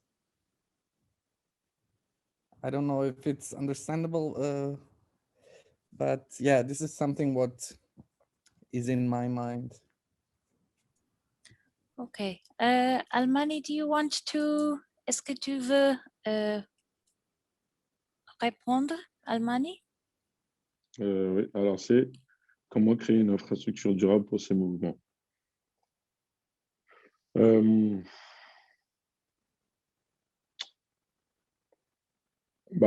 J'ai envie de dire que pour que ça puisse durer dans le temps, il y a déjà le problème financier qui forcément rentre en jeu. Les différents comités arrivent à tenir toutes leurs charges judiciaires et tous les frais qui vont avec grâce aux dons des gens. Il n'existe pas de fonds de solidarité pour les victimes de violences policières. Souvent, on évoque le fait qu'il devrait l'inexistence d'un syndicat de citoyens qui permettrait de défendre les citoyens face à toute forme de violence qui émane de la violence systémique, bien sûr, parce que nous faisons face à un système qui a effectivement bien organisé les choses pour bien se défendre et bien assurer ses arrières. Mais nous, qui nous protège des injustices et des inégalités de ce système, à part nous-mêmes? Aucune institution. Donc, je pense que l'idée de créer une institution citoyenne avec les moyens financiers qui vont avec pourrait faciliter la longévité de ces différents mouvements sociaux. Mais si on ne gère que d'un côté, que la communication, et que derrière, nous n'avons pas les moyens nécessaires pour tenir dans le temps, on finit forcément à un moment donné par être essoufflé. Donc, c'est des pistes de réflexion qui existent depuis un certain nombre d'années. Ce qui permet déjà, dans un premier temps, de nous maintenir sans le portefeuille, c'est la solidarité. La solidarité humaine, ça c'est indéniable. Depuis la nuit des temps, la solidarité entre les hommes, entre les femmes et les hommes, dans des luttes, quelle que soit la nature de la lutte, ont permis comment dirais-je, de gagner des batailles dans le temps.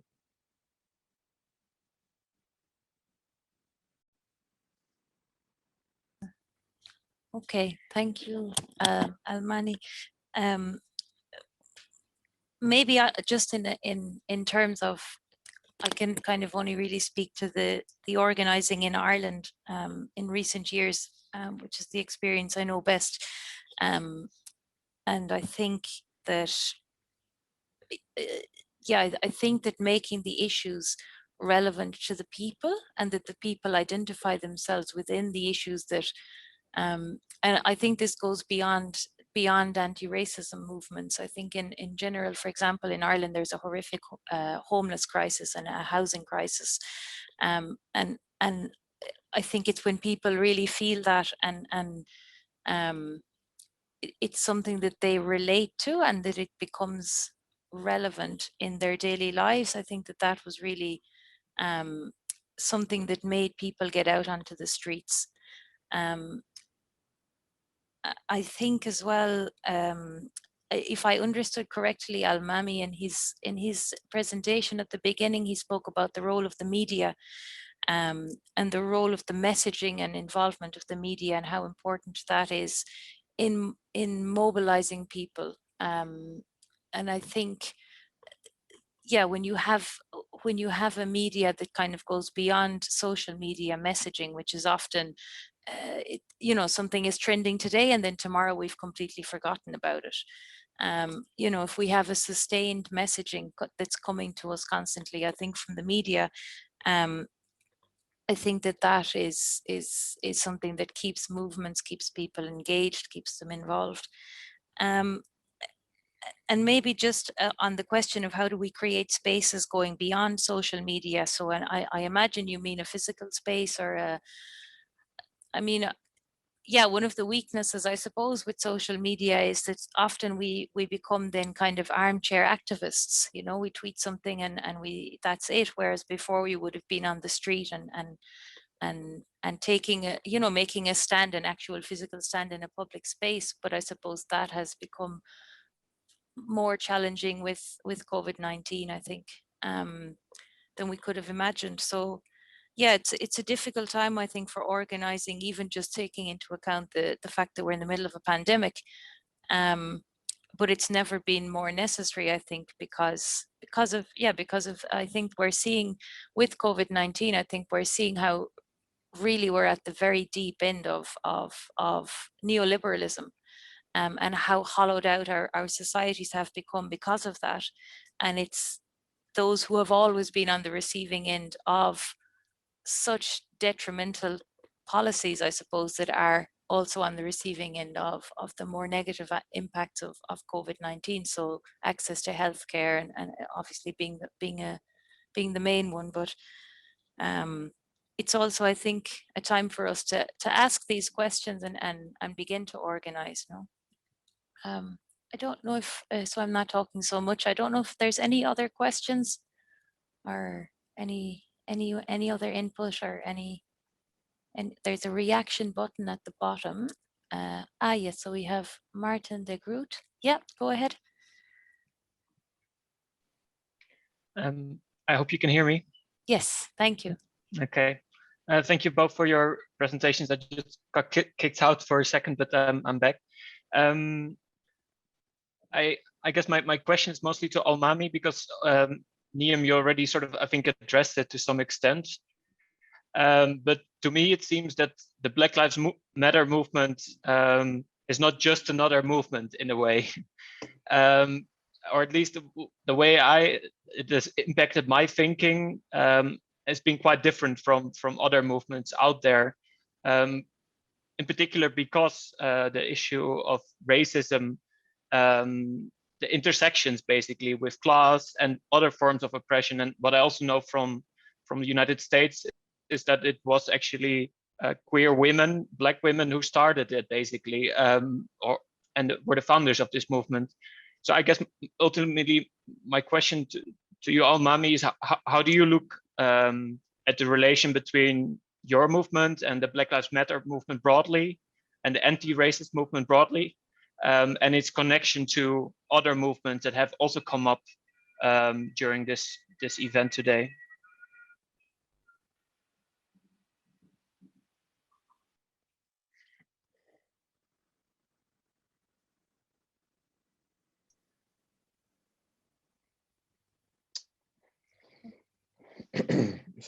Je peux répondre, c'est bon? Oui. Alors justement, concernant cette question, ça me permet de rebondir sur le fait que en France, on a cherché à noyer le discours du comité Adama en cherchant absolument à le noyer dans le mouvement Black Lives Matter, qui n'ont pas le même point de départ. Ils n'ont pas le même point de départ, ça a été précisé par Martine. Black Lives Matter, on sait que c'est à la tête, ce sont 3 femmes noires, certaines issues du mouvement LGBT, alors que le comité Adama, c'est la sœur d'Adama Traoré qui décide de se lever avec sa famille. Donc ça part du quartier populaire d'Adama Traoré, Boyenval, Beaumont-sur-Oise, et du local, c'est, on va dire, naturellement l'effet boule de neige qui gonfle en fonction des étapes que le comité Adama va franchir. Et ce que les journalistes français appellent convergence, mais ce qu'on va appeler les alliances, les différentes alliances qui se sont créées tout au long de l'évolution de l'affaire Adama Traoré, se sont faites naturellement. Parce que toutes les classes ou toutes les formes d'injustice et d'inégalité se reconnaissant à travers le discours d'Assa Traoré ont naturellement fait le lien avec ce que subissait, ce qu'a subi Adama et ce que peuvent subir les différents groupes subissant les injustices et les inégalités. C'est-à-dire qu'il y a eu un déclic chez certains en écoutant le discours qui était relayé. Ce n'est pas un discours de fermeture, ce n'est pas un discours clivant, ce n'est pas un discours qui favorise, comme l'évoquent certains politiques français, le séparatisme. Au contraire, dès le départ, ça a été un discours rassembleur, un discours qui additionne les différentes causes. Et les violences policières, et j'ai envie de dire, est l'un des maux de notre société qui émane justement de cette répression politique, de cette violence systémique. Donc, tous ceux qui sont victimes de violences systémiques, quelle que soit l'appellation, se retrouvent à un moment donné à se retrouver dans le même carrefour. Et la question, elle est simple. Est-ce que nous allons continuer à rester contre habitants des quartiers populaires ou est-ce que nous allons décider enfin de dépasser les frontières? Et c'est ce qui s'est passé avec le comité Adama. Nous avons décidé de dépasser les frontières et de ne plus tomber dans le panneau, dans le piège tendu par le système. C'est-à-dire que le système, son souhait, c'est de nous voir nous mobiliser chacun dans nos espaces. Mais la différence, c'est qu'on ne s'est pas basé uniquement sur l'efficacité des réseaux sociaux. C'est qu'on a aussi eu ce travail de terrain. Et ce travail de terrain nous a permis justement de rencontrer des activistes du mouvement LGBT, des activistes écologiques, des activistes d'autres mouvements sociaux, où à un moment donné, il a fallu qu'on se pose autour d'une table et qu'on se dise vraiment les choses. Et le raisonnement s'est multiplié à partir de ce moment-là. Le système n'a pas intérêt à ce que les écolos, les LGBT, les mouvements antiracistes, les différents types de mouvements citoyens qui luttent contre les formes de discrimination se mettent ensemble. Et ça a été évoqué tout à l'heure. On a subi trop de pertes de temps à cause des organisations qui émanent du système, des organisations professionnelles qui luttent soi-disant, contre ces violences. Donc, j'ai envie de dire qu'il est temps pour nous de continuer à faire cette démonstration de rapport de force et d'organisation naturelle et non calculée, justement, parce que c'est lorsque une organisation émane justement du bourreau qu'on finit par aller dans le mur. Et là, c'est les différentes organisations qui se sont approchées, soutenues le comité Adama jusqu'à aujourd'hui. La majorité de ces organisations sont des organisations autonomes et indépendantes, donc qui ne sont influencées par aucune organisation politique ou financière. C'est vraiment la base et le socle commun. C'est justement cette autonomie et cette indépendance. Et ça prendra du temps, effectivement, on est conscient. Mais ce qu'on a réussi à faire avec le comité Adama, nombreuses d'autres personnes peuvent le faire aussi. Mais il suffit juste de faire les bons choix et de s'allier avec les bons alliés. Et pour finir, et surtout, ne plus laisser des organisations, des individus parler à la place des concernés. Aujourd'hui, les concernés ont déjà d'une la légitimité de prendre la parole et aussi cette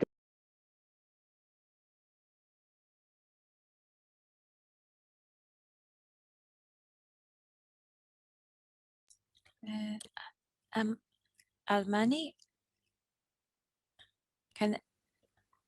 Allô, allô? Ah, now we can hear you. Good. Vous m'entendez? Oui. Oui. Donc, je voulais finir mon propos.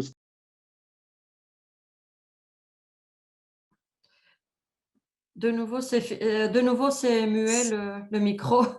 Ce n'est pas possible l'écoute. Allô, allô? Oui, là, c'est bon? oui.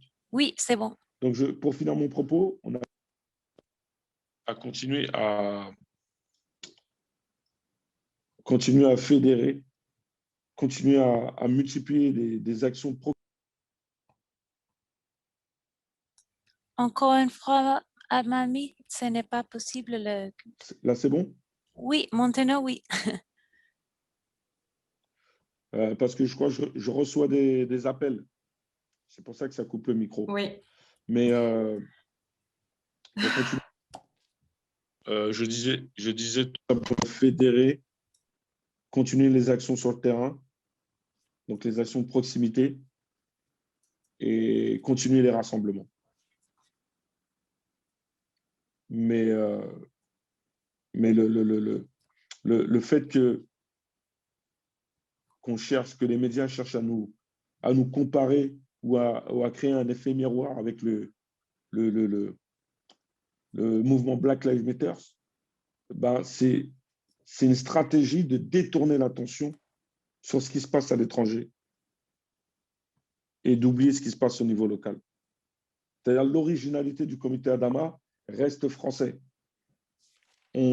Les inspirations émanent des anciens mouvements de lutte qui existaient déjà, comme le MIB, Mouvement Immigration Banlieue, ou qui s'inspiraient directement des mouvements des Black Panthers. Mais le comité Adama ne s'est pas inspiré du mouvement Black Lives Matter. Et Assal précise dans la vidéo, son frère a perdu la vie dans les mêmes conditions que George Floyd. Et malheureusement, les images de George Floyd ont ravivé chez la famille Traoré ce que nous n'avons pas eu sur le dossier d'Adama Traoré, c'est-à-dire des images montrant comment Adama a perdu la vie.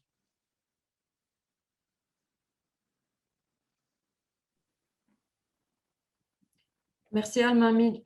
Just to intervene, because I think that really now is the end of the session, and I see people coming from the other sessions in this room, as this was used to be the plenary room.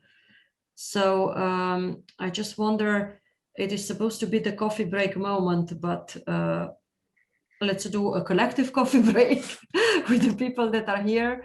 I just don't know how to We would need to have a conversation, I think, with Niam and probably Martin to see how we organize the reporting for the plenary.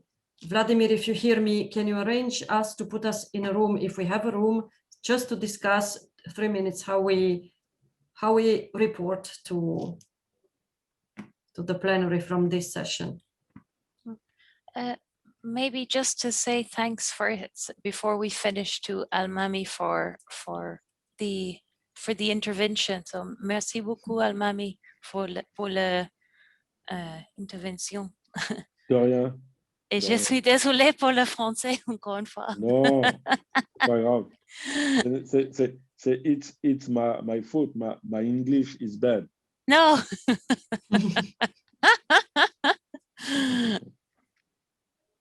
Yeah, no, merci beaucoup, Amani.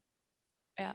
Et nous, en tant qu'organisateurs, as organizers, I think we owe a lot of apologies for trying to limit the discussions or maybe reaching out to so many people and so many topics. And we are so frustrated because Zoom does not allow maybe for a long-term concentration over hours and hours, but we are so frustrated that we cannot continue the discussion. So let's hope that we will be able to get to physical meetings and take the time it needs to really have real discussions. And we promise you that we will do this as soon as we are allowed to. And thank you again for being with us, for your patience and for sharing these heartbreaking, but also lessons teaching stories. Thank you, Almami. Merci. Vladimir, are you with us? Okay. Please give me a sign. Yes. Can you put us, Sorry, I can. I will just ask. Jada is doing it right now. Mm-hmm. Yeah. Thank you. Also, I want to say thank you to Niv and Almami for the session. Thank you.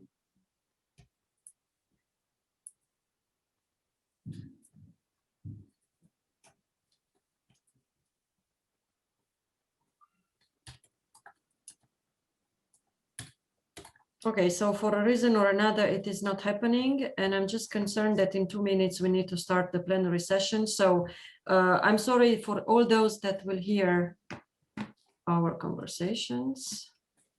Is it just to organize who reports back? Is that what? Yes, because as I understood, you say that you would not report because you you didn't understand French. So then I took contact with Martin, asking him if he can report back to the plenary, and he offered to do so. But then,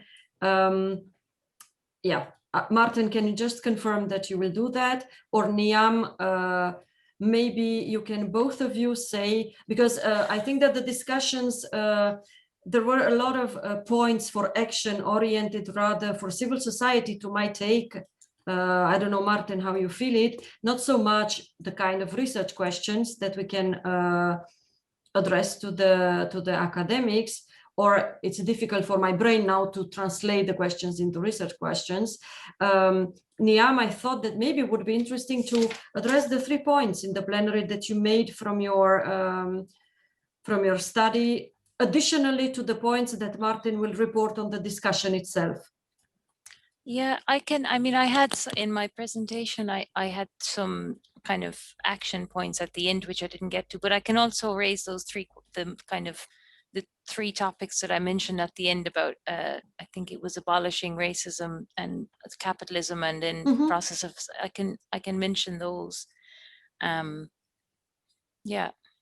And these are kind of takeaway questions for research and also for action, of course.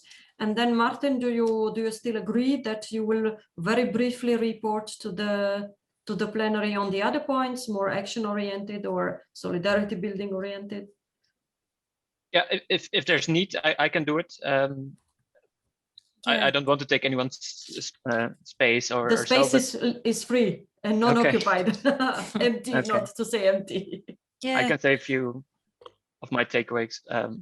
That's helpful. Yeah. Okay.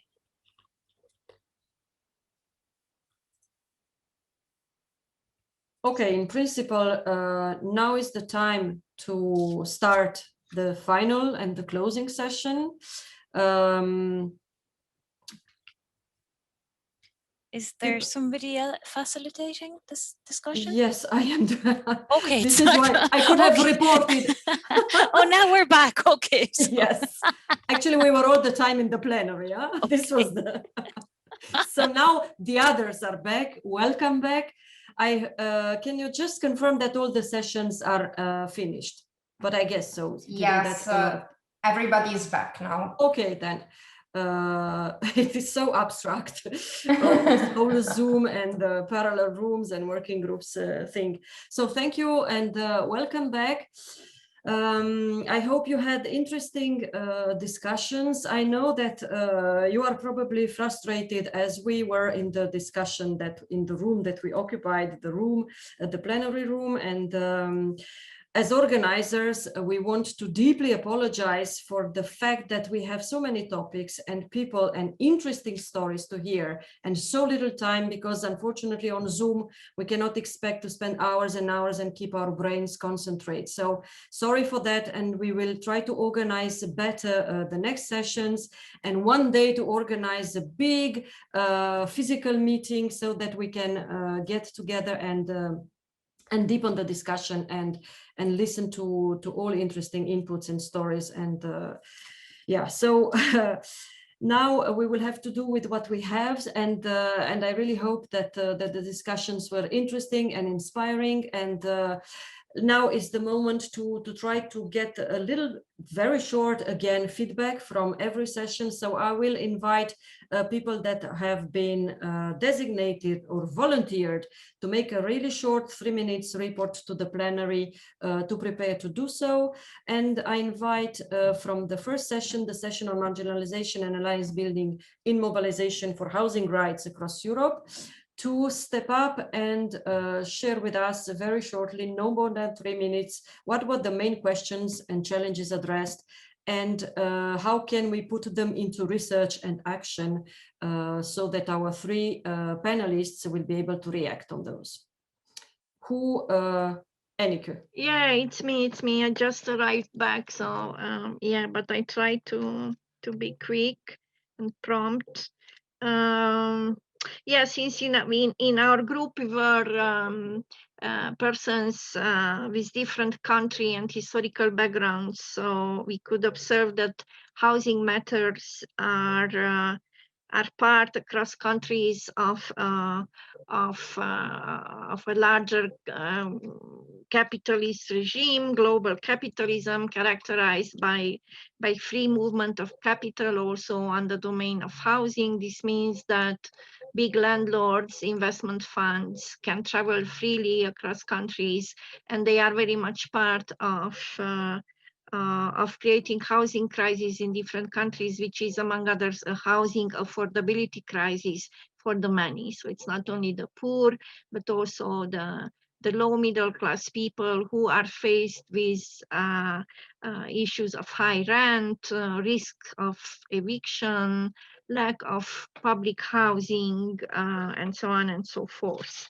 Another challenge for us was that the question whom to address with our demands. Is it the nation state? Is it the private companies? Is it the European Commission that should be addressed? And if all should be addressed, how? So when we formulate our demands via direct actions, demonstrations, occupations, who is the actor whom we target? Whom are we expecting to make a change so that housing will be more affordable and secure for everybody? Building solidarities was another issue about which we discussed, and we all agreed that it's not enough to have a humanitarian-based solidarity, but solidarity needs to be a political act constructed across people with different social status, even social classes, countries, and so on and so forth. And the question to academics to end my intervention is about the possibility to conduct activist academic research or how are things happening in the academia, since universities and research institutions are also part of the neoliberal global capitalism and are very much based on meritocracy and competitiveness, and academics are very much preoccupied with their own professional careers to publish and be cited, quoted by other academics. So is there any possibility, do you see possibility for activist academic research, public sociology, public political science, and so on and so forth? And if yes, how do you see your own role in this? Thank you. Thank you very much. Time respected so far. Great. Let's get to the next reporter from the second block from the Solidarity with Black Lives Matter. Let's start with Niam. Yeah, so thank you very much. I'll try my best to respond to, well, to report back. Of course, there's always going to be missing information, but so we had a presentation first from Almami, who spoke to us about the organizing in France, in Paris in particular. And he spoke in French, and my French isn't great and I couldn't access the interpretation. But I think the main messages were the importance of solidarity, and not just solidarity across kind of anti-racism, but really solidarity with environmentalists, with LGBTI, with movements really across the board, and that solidarity would, I think it was said in the last intervention as well, be a political act. So the importance of solidarity, the importance of building confidence and trust with those involved, the act of coming together, and also the level of autonomy and independence that the movements have, that they're not linked to or dictated to by a donor, for example, or by a higher voice, that they're very much grassroots orientated movements that are building and organizing very much from a grassroots local level. I don't know if I may have missed something important, and I know Martin was asked to step in where I couldn't understand everything. So Martin, if there's anything else to add, and then I'll just put 3 final points before we close out this report back. I don't know, Martin, do you want to mention anything I may have missed? Yeah, I can try. I think one thing that Almami also emphasized is that I mean, CSOs and organizations should not speak for the people concerned. And I think he also emphasized in his first input that the moment that this movement gained steam was when they could speak through their Facebook page directly to their audience, basically, and have full ownership of the message that they wanted to bring across, and were not dependent on intermediaries in the media or civil society, basically. That's one more thing I took away from his input. And another thing was that, that sort of the powers that be want us to remain segmented in different silos and stay in our neighborhoods. But we need to get out of these neighborhoods, I guess, both literally the neighborhoods he was talking about, as well as metaphorically the silos that keep progressive forces divided. And yeah, I think there's also a lot of self-reflection needed for established civil society actors in order to be better allies ultimately. That's it from my side.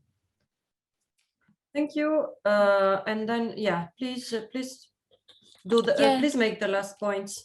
Yeah, so I suppose the last 3 points were linked back to a report that TNI, or Transnational Institute, published in October last year, that just invited us to look, I suppose, at racism in a much more systemic way. And so we had 3 points that I just wanted to read out. So first is, a renewed anti-racist movement must be able to analyze the function of racism and organize against the wider processes of exploitation and dispossession that underpin it.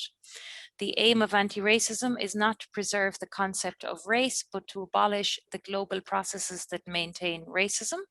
And the anti-racism struggle is one and the same with the struggle against capitalism and the liberation of the working classes. So those were our three more conceptual or theoretical takeaways as well from the session. Thank you very much, Nayam. Let's move to the next session, the session on breaking the chain of exclusion. And I kindly invite the reporter to take the floor. Yes, I think.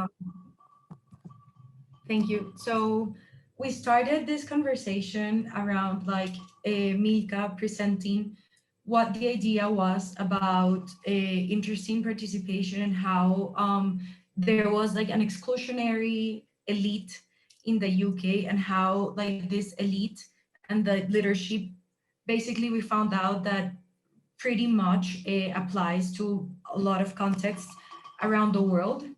And so then I made a little like introduction of a specific research on civicus and how organizations, civil society organizations should like implement different practices in order to become more diverse and inclusive and be very intent, like be very specific in their actions and processes in order to be, you know, to create those changes in exclusion and like break those chains. And it is difficult because like something that was said in the conversation was that a lot of civil society in itself is very like exclusionary already, and that even as students, when we want to be part of this civil society, we struggle a lot because a lot of the internships are not paid or they are not paid enough. So the idea is also like this made us think that diversity and inclusion, in spite of being intentional, it is very expensive, and that we need to do adaptations always in order to become more accessible and for the organizations to be like accessible and like give benefits to their staff. But there are also like other like quick wins. So like the idea is to create conversations and safer spaces and talk to the constituents and like close the feedback loop in order to understand what is happening with the organizations and what the primary constituents that we need to account for get back to us and tell us also what they need. And that it is always a journey and that we cannot like forget this. But again, like meritocracy is a problem, and also like we should find a way to have intergenerational conversations because like youth that are great mobilizers are not always included. So the idea is to start pushing for those changes within all the organizations, and that there is not like one specific way of making these changes for an adaptations, because again, it is like in the end a journey, and it is based on like cultural experience and like local experiences that are and other factors that need to be taken into consideration. But yes, basically that was the summary of the session. Thank you, Oriana. The fourth session on defeating regressive forces, lesson learned from democratic activism in non-metropolitan areas. Please, rapporteur, yes, Esther. Yeah, I will start and then Franco will add some things. What we started our discussion of was this idea that people are questioning the value of a political system that do not address their social needs. So basically this idea that right-wing populists are capturing the minds or are able to capture the minds and hearts of the people because the non-populist democratic regimes have failed somewhere. So there are these shortcomings that provide fertile soil for their messages. And this is where we started from. We had a bit of Eastern European domination, a very unusual setting. But yeah, we are privileged to live in countries where right-wing populists are on power. So what we discussed several challenges. One of the challenges that were addressed is basically that illiberal governments and right-wing populists use democratic tools, and that how can we do something about that, so as not to support the illiberal civil society, meaning a civil society that has the aim to dismantle or further dismantle democracy, which are not identical with conservative ones, but those who are committed to this non-democratic governments. The second challenge we addressed was this, what was called a chilling effect, meaning that many civil society organizations, and it is especially strong in the rural areas in many countries, is that Hungary was brought as an example, but I guess that it is not only Hungarian, that people are so afraid of being associated with the Soros network, and those that they fear to be defunded or be debunked in the media, and that they are fearing of cooperation, or in Hungary and Poland they even get threats. So basically there is this fear that prevents mobilization and cooperations. And the third challenge, what we can also be addressed, is when civil society organizations try to work with labor unions, for instance, like nurses or teachers.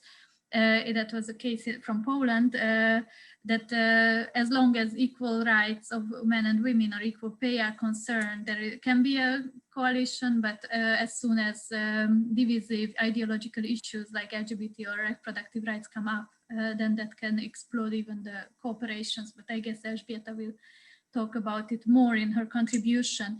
And as for the opportunities, is surely possible in communities, what Veronica Mora was mentioning, that in communities that are so much left behind that they have nothing to lose by their chains, so they are much more ready to engage when they have nothing to fear in this sense, and that the community organizing is a very good tool to address needs and also foster participation. The second I would mention is that this basically also lessons learned from how democracy failed for many constituencies is that cooperations with socially oriented movements and movements that do not particularly subscribe to progressive values, or that's not their main goal, like birthing movements or housing movements, so that address not so typically or not human rights frames issues. And the last point is that what Franco mentioned, but he will expand on this more, is that these social and solidarity initiatives that are very mushrooming in Italy, that they are the real political initiatives, because they carry out things where the public administration fails and where people are forgotten, and that can reduce the gap between citizens and public institutions. So I would stop here, and maybe Franco wants to add something more. Yes, very quickly, please. Yeah, very briefly. Yeah, first of all, let's say one thing: the social and solidarity initiatives that CSOs implement everywhere are real political initiatives. They are so because they actually modify public policies, although not acted by a public entity, but because they are aimed at all citizens. They are political initiatives since they are carried out where the absence of the public administration in the face of the primary needs of citizens is evident. Public services are in fact the intersection point between the rights of citizens, their needs, and the absence of services calls into questions the citizenship pact of citizens before the states. With these premises, it is easy to imagine that these shortcomings contribute to the loss of trust of citizens in democratic institutions, leaving ample room for populism. And last but not least, all these projects have the characteristic of highlighting the democratic participation of citizens. Democracies around the world have lost their genuine meaning and have become a set of formal tools for governing public opinion and administering public administrations. The real challenge today is how to democratize democracy, reducing the gap between citizens and the public institutions and making them participate in the choices that affect their communities.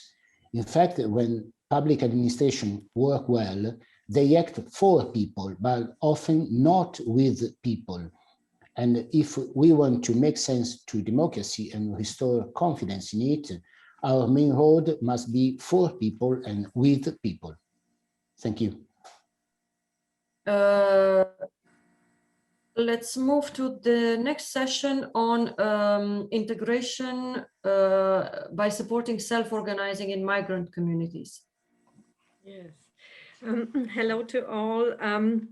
We were presented a short overview on the development and perception of migrant self-organizations in Germany between the two poles of regarding migrant organizations as a bridge builder for bridging social capital, or if they are more and more promoting segregation and such bonding social capital. In Germany, this discussion tends to be more and more in the direction that migrant self-organizations are regarded as an important actor to promote social inclusion and empowerment, and that they are very important to promote equal opportunities to migrant communities in Germany. Then we heard some more of the example of the Iranian community in Germany, which is an umbrella organization of Iranian initiatives and volunteer organizations. We then discussed how refugee streams changed the work and the perception of migrant self-organizations in Germany, since they broadened their activities towards refugees, and they were financed by the federal government to improve their activities. And so, we discussed challenges of migrant self-organizations and their success.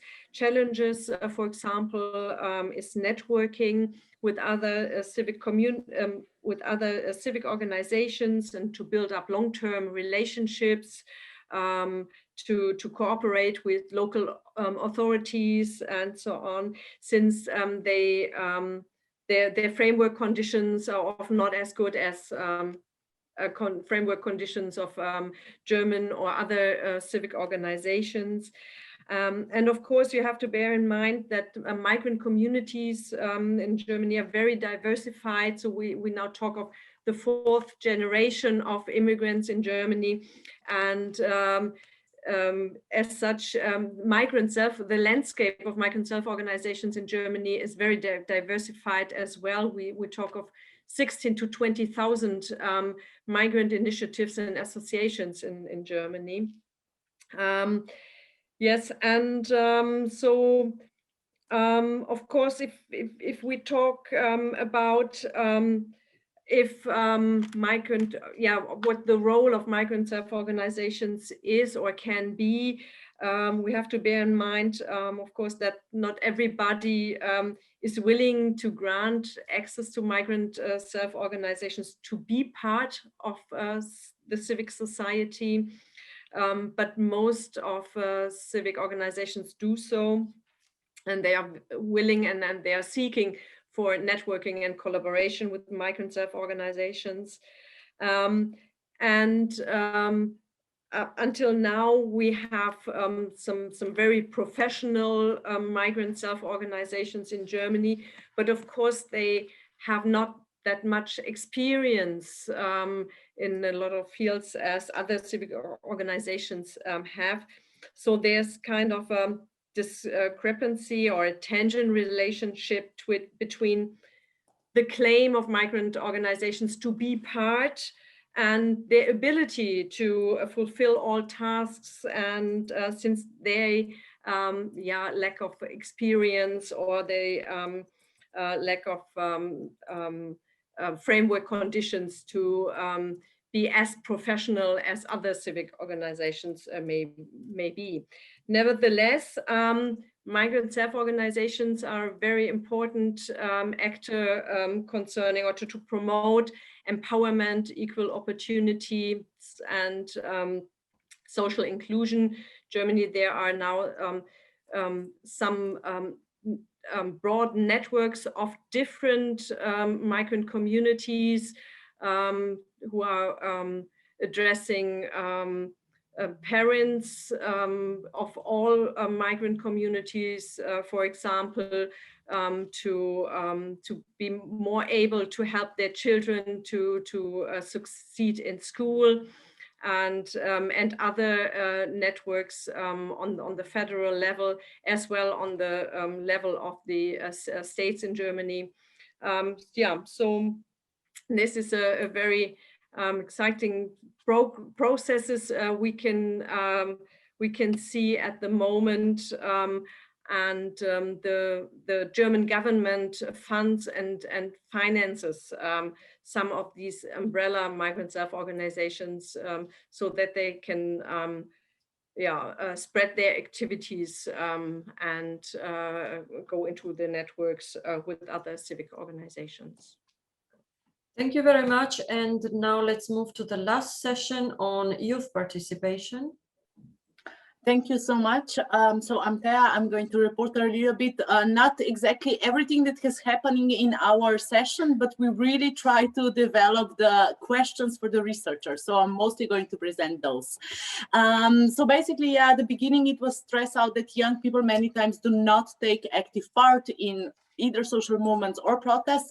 So the first question was, what motivates young people to go to the streets? What kind of topics or issues? Does it have to be related to the young people specifically or not necessarily? And more social justice topics can be a trigger for them as well. So what can we also do to motivate them even better? So how to approach young people? Then another question is, are young people more interested in one-time engagement and involvement or one-time issues, such as protests, just coming to the protests, or long-term involvement in social movements, or maybe even in civil society organizations? And how to motivate them to stay involved for a longer run? We know that many times this presents an obstacle for young people to dedicate their time and resources, but what would help them in this engagement on a long run? Then the third question is, what is the level of young people's long-term engaging depending on the variety of initial organizers? So does the fact who organize a movement or a protest play any role in the sense if young people are going to stay engaged for longer? For example, if it's something organized by a pop-up initiative, or if it's something organized from a civil society organization. So are those organizations supporting young people on a longer run as well? And how is this influencing the engagement of young people? Do they provide any training to young people, any mentorship, any long-term and systematic approach so young people would not just disappear once they get involved? Then the fourth or the fifth question is the immediate involvement, for example, in the protests, resulting in youth involvement in a civil society organization on a long run? So very much connected questions. So we want to understand the relationship between the organizers, between the topics, between the who is the organizers.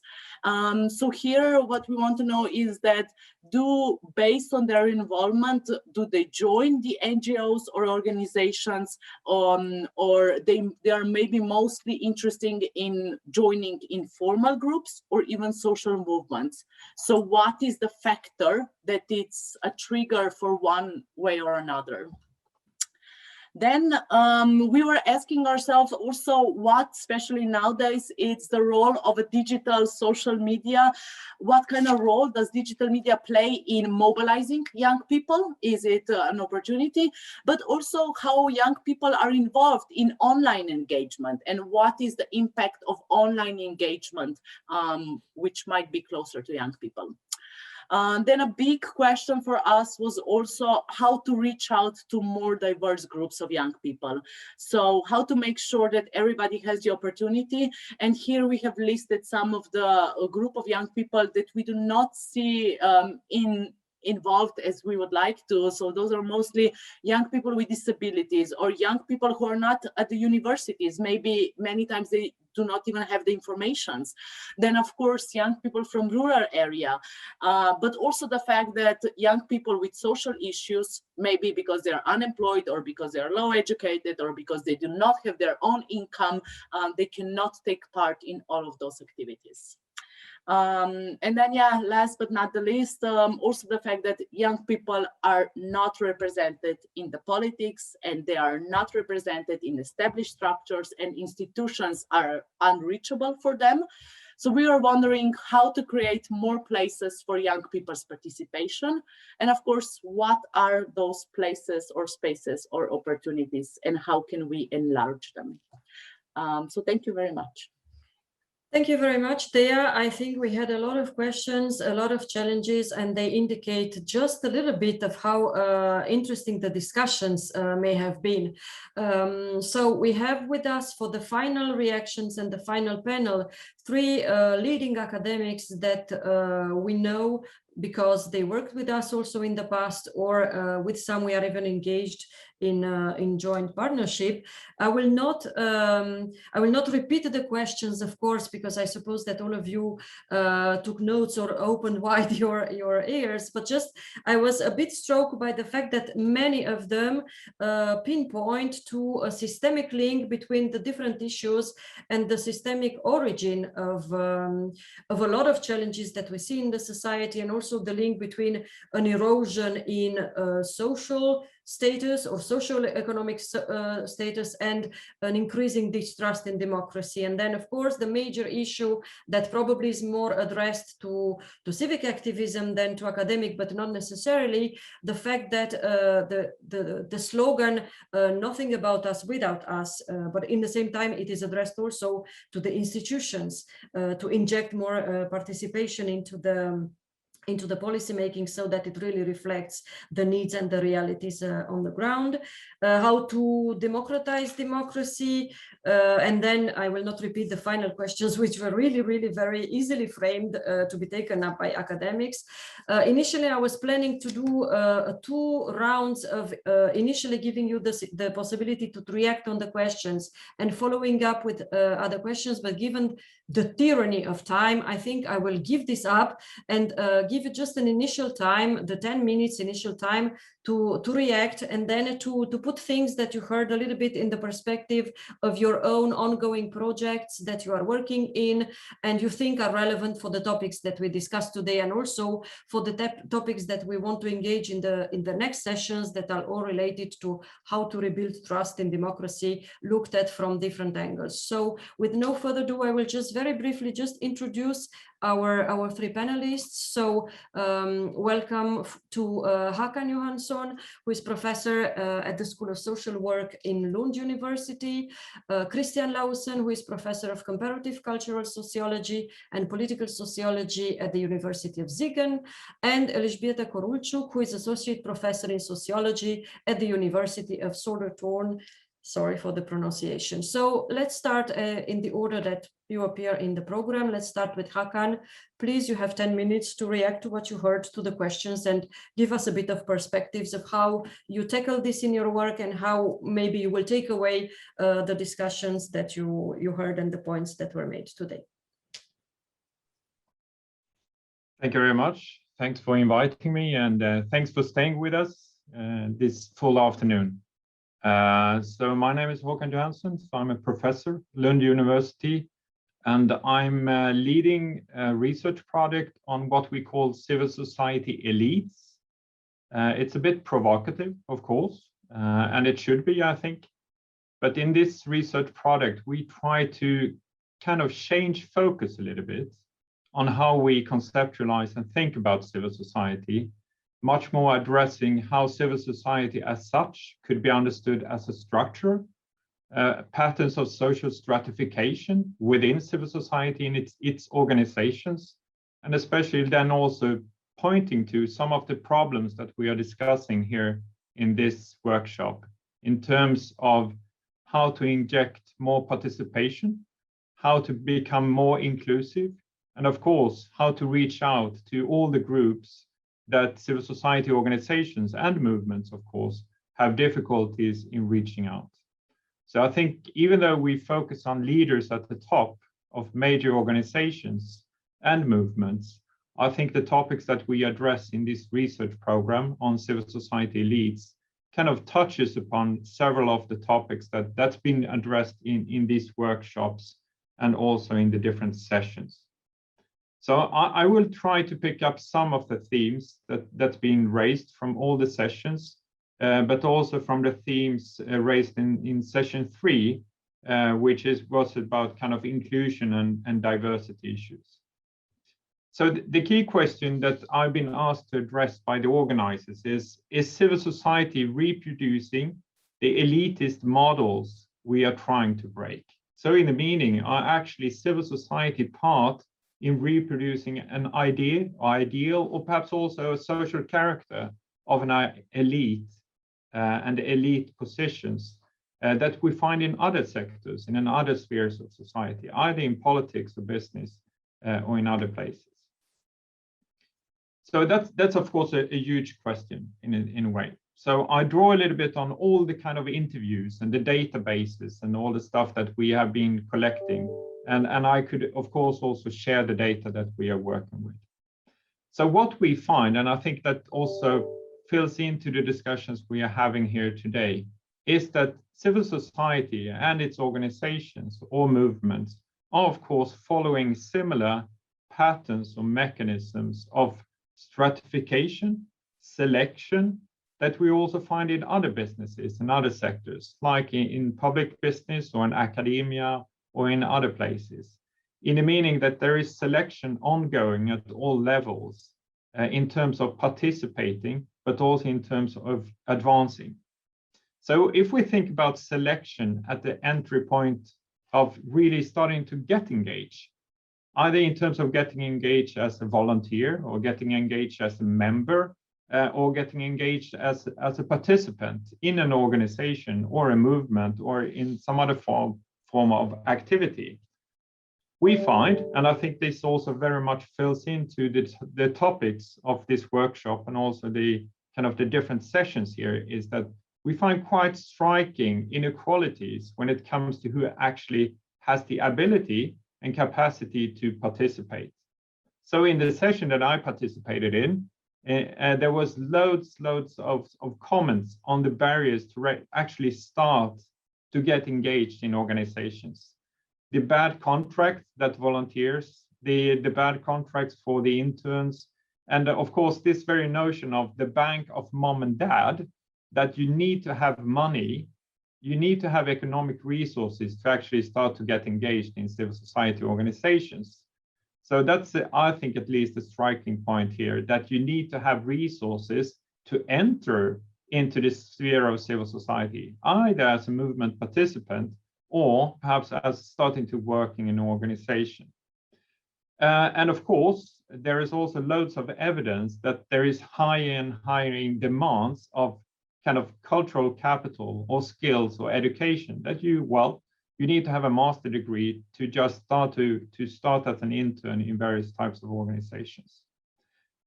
And of course, there is also this element that people tend to come from political families in a way, that they have, so to say, a heritage or a connection, either by family or friends, of how to, so to say, play the game.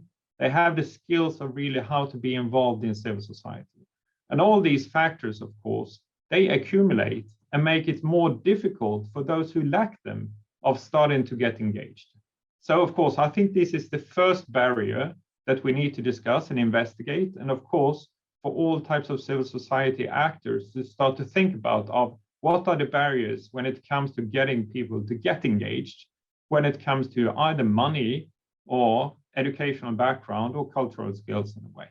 So I think that's the kind of the first point I would like to make on the selection when it comes to the entry of being engaged in civil society.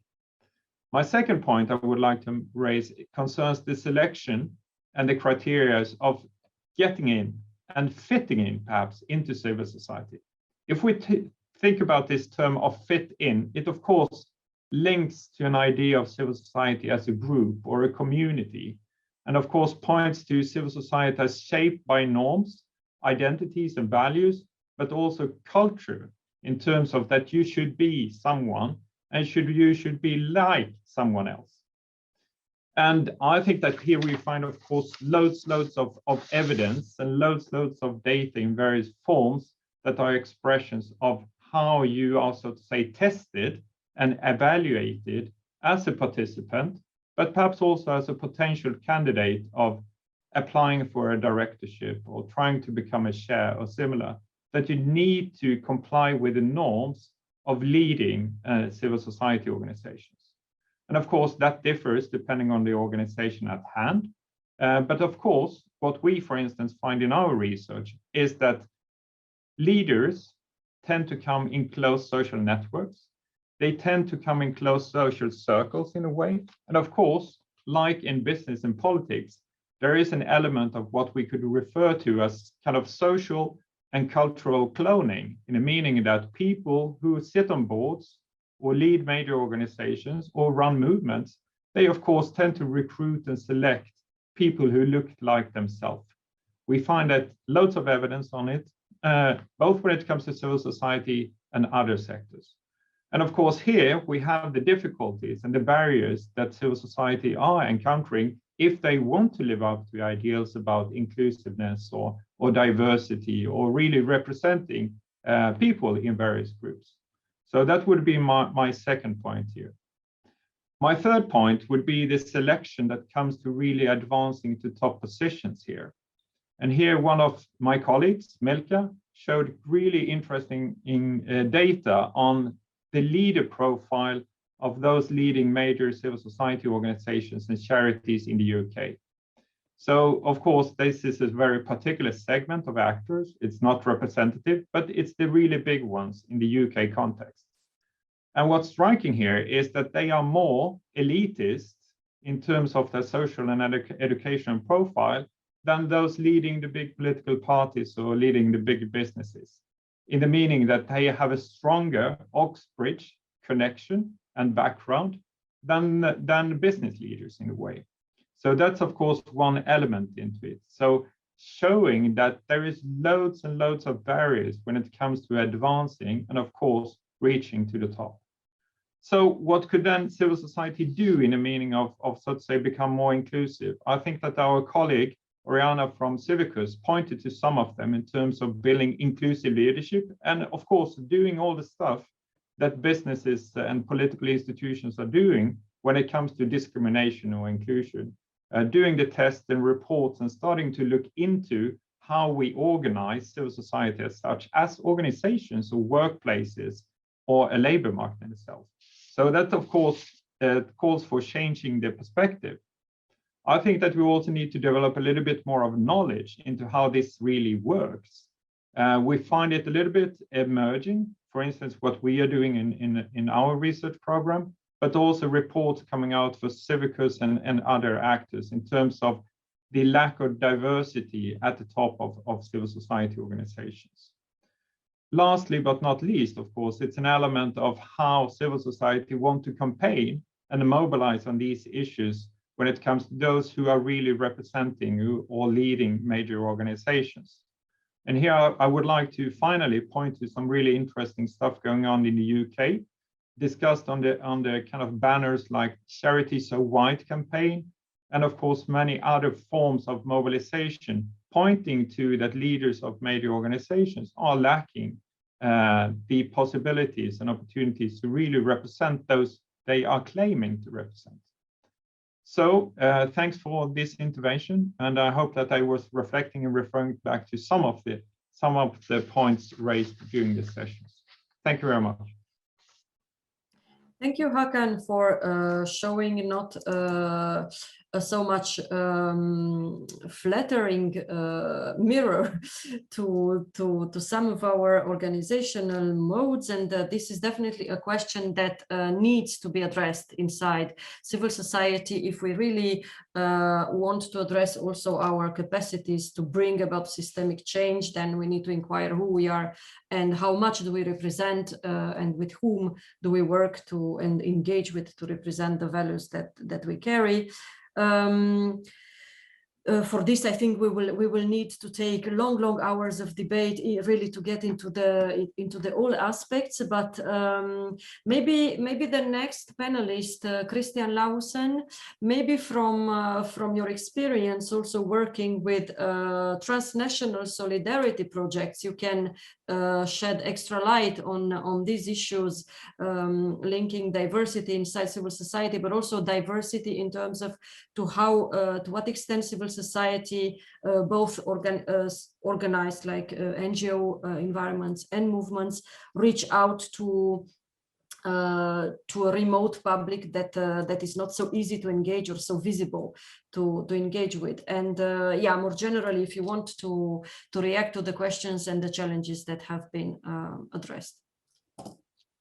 Yes, thank you, Alexandrina. Now I will be brief as time is really already running quite quickly.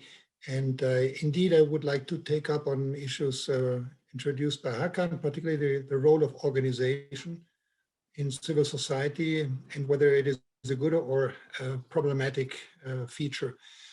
But let me start with a couple of reflections in regard to the title of this event, namely Rebuilding Trust in Democracy, because this is basically something which throughout our discussion so far has always been discussed. So what is then basically also the role of civil society in rebuilding or non-rebuilding trust in democracy? Now I'm saying this because I'm coming out of a EU-funded project on solidarity. I'm now coordinating a new project on trust in governance.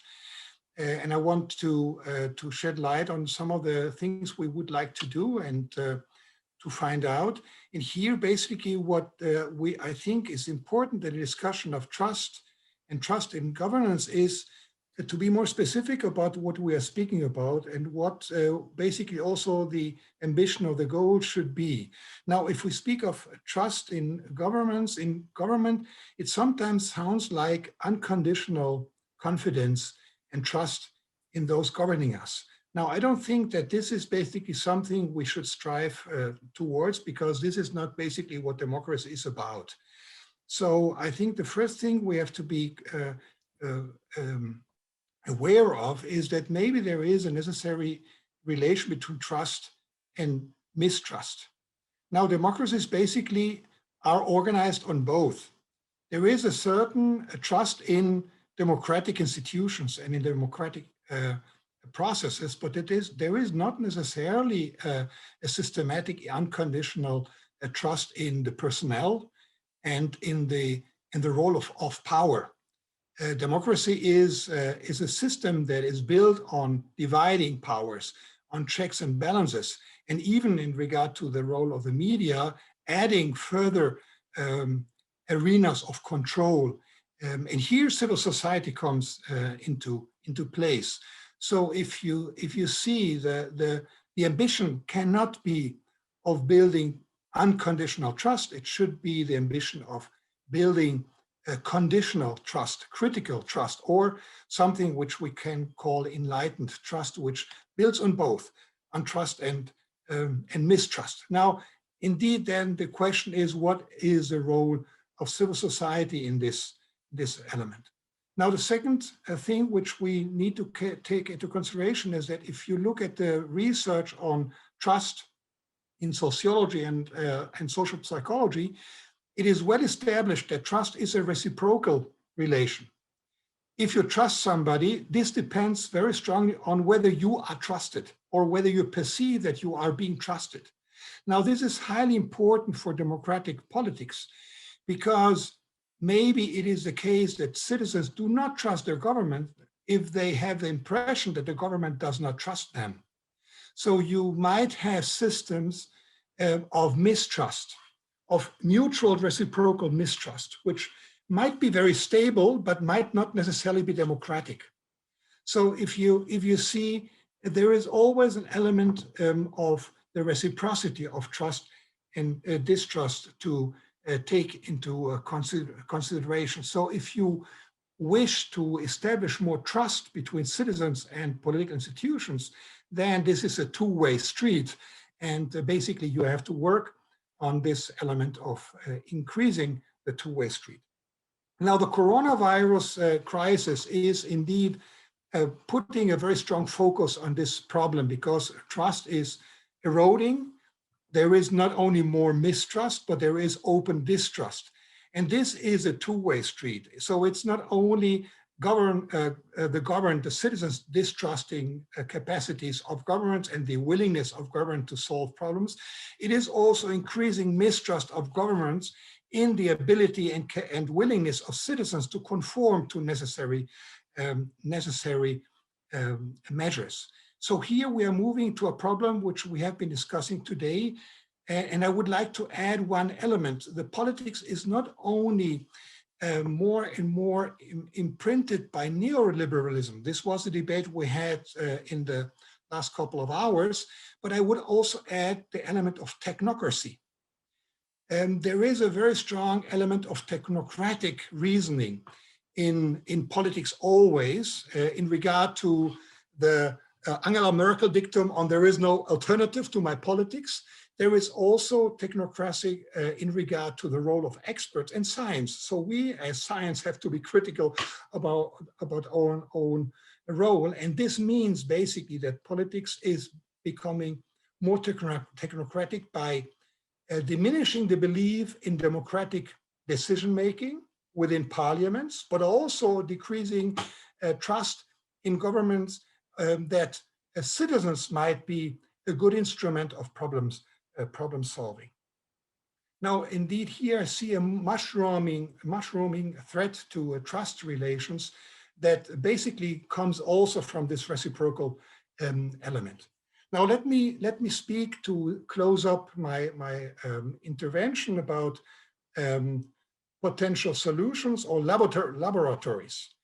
Now, here, as the Entrust project I'm speaking about just started, we don't have a lot of findings to say whether we might have a door of exit to the situation and as instruments of rebuilding trust, enlightened trust in times of crisis. But at least there are preliminary finds which at least give two guesses. First of all, local democracy.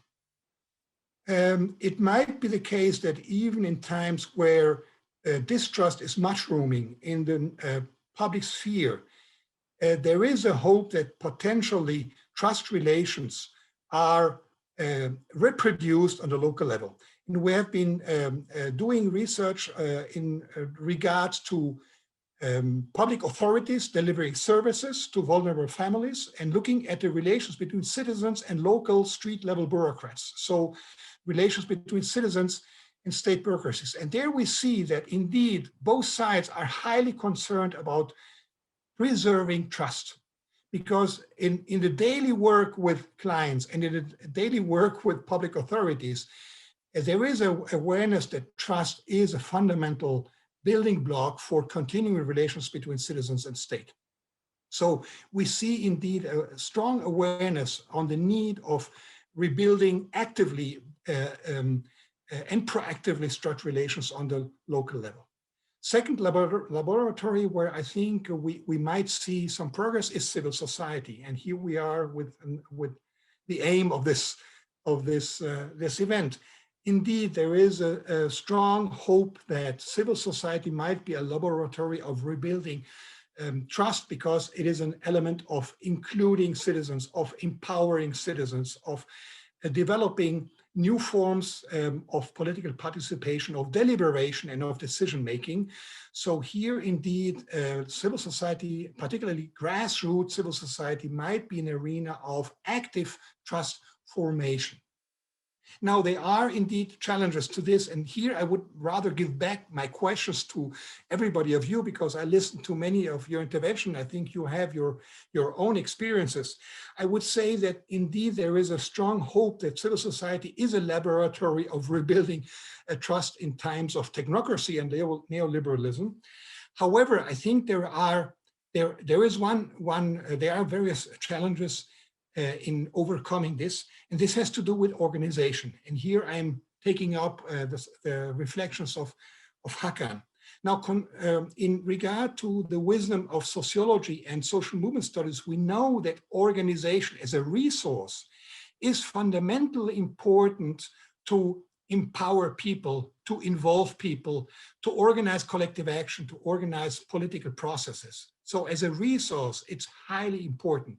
However, once you organize, you establish organizational entities. And there we know from studies that once you have established an organization, organizational maintenance becomes the main goal. So when you organize, you have other goals, justice, environment, gender mainstreaming, whatever. But once you have established an organization, the core goal is to preserve and maintain your organization. And everything else becomes secondary. Now, this is a risk also for trust formation. And I'm going just to give you a couple of reflections. Organizations establish a difference between insiders and outsiders, between professional staff and newcomers. And there is a certain mistrust of established staff that newcomers are able to participate on same terms. So there's a patronizing element between staff and newcomers, constituents, followers. Secondly, there is mistrust between organizations because there is a competition between resources. There's a competition in regard to influence. There is in regard to lobbying. So even if there are similar objectives and goals of several organizations, there is always a danger of competition and thus of certain kinds of mistrust. Final element, transnational trust. There is also the danger that organizations make it more difficult to organize trust and solidarity across borders, because once you have established COS in your organizations, there is a certain dependency on the nation state, funding, political participation in hearings, in policy deliberations, and this basically is fragmentalizing civil society according to nation states. And it might be also a process of creating mistrust across civil societies between different countries. So as you see, I'm highlighting a dilemma. If you want to organize, you need organizations, but once you have organizations, you have a problem. And now you will tell me, and you will know much better than I do, what potential solutions to these challenges are. And that's why I stop with my intervention at this point. Yes, thank you, Christian. I suppose that the most spontaneous reaction on the part of those in organizations that indeed are struggling to maintain their organizations because nobody wants to give them the funding in order to be able to get back to their mission would like to spend a couple of hours to discuss more into what solutions do we find to this. But this will be probably an opportunity for discussion, next discussions in the future. Let's get to the last panelist, Elżbieta Korulczyk. Please take the floor, and I will not, of course, tell you to use less time than the predecessors, but maybe to try to address some of the questions that have been posed by and are stemming from the discussions and from the working groups today. Thank you very much for the invitation. And now I'm left with like 5 pages of notes and just 5 minutes. So I'll try to make it brief. Well, I will try to answer the questions, but maybe not directly, because I would like to give a little bit like, broader picture and also rooted in my experience, both in the project that Håkan mentioned, and also in my research on Polish civil society and Polish social movements.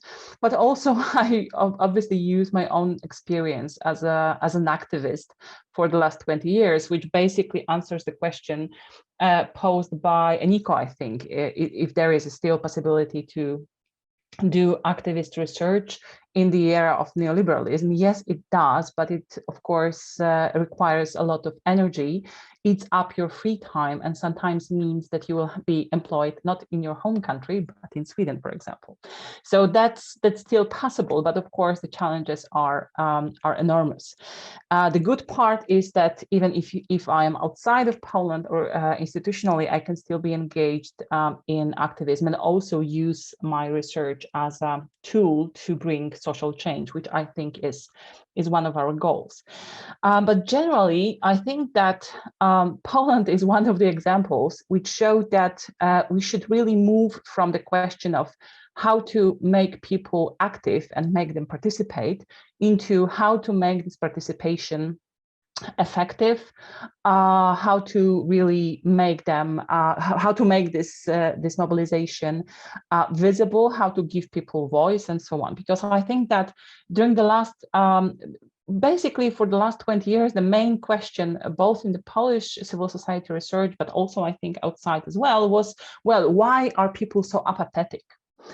Well, they are not apathetic if there is a need to engage. And especially this goes for the young people who have been accused for the last 10 years in Poland for being non-political, not interested, you know, snowflakes and what's not. And during the protests last year in October 2020, we had, you know, 500,000 people on the streets of Poland, the biggest protest in the history of Poland since 1989, basically, since the time of Solidarity. And probably 90% of those people were extremely young people, often, you know, in their teens, 12, 14 years old.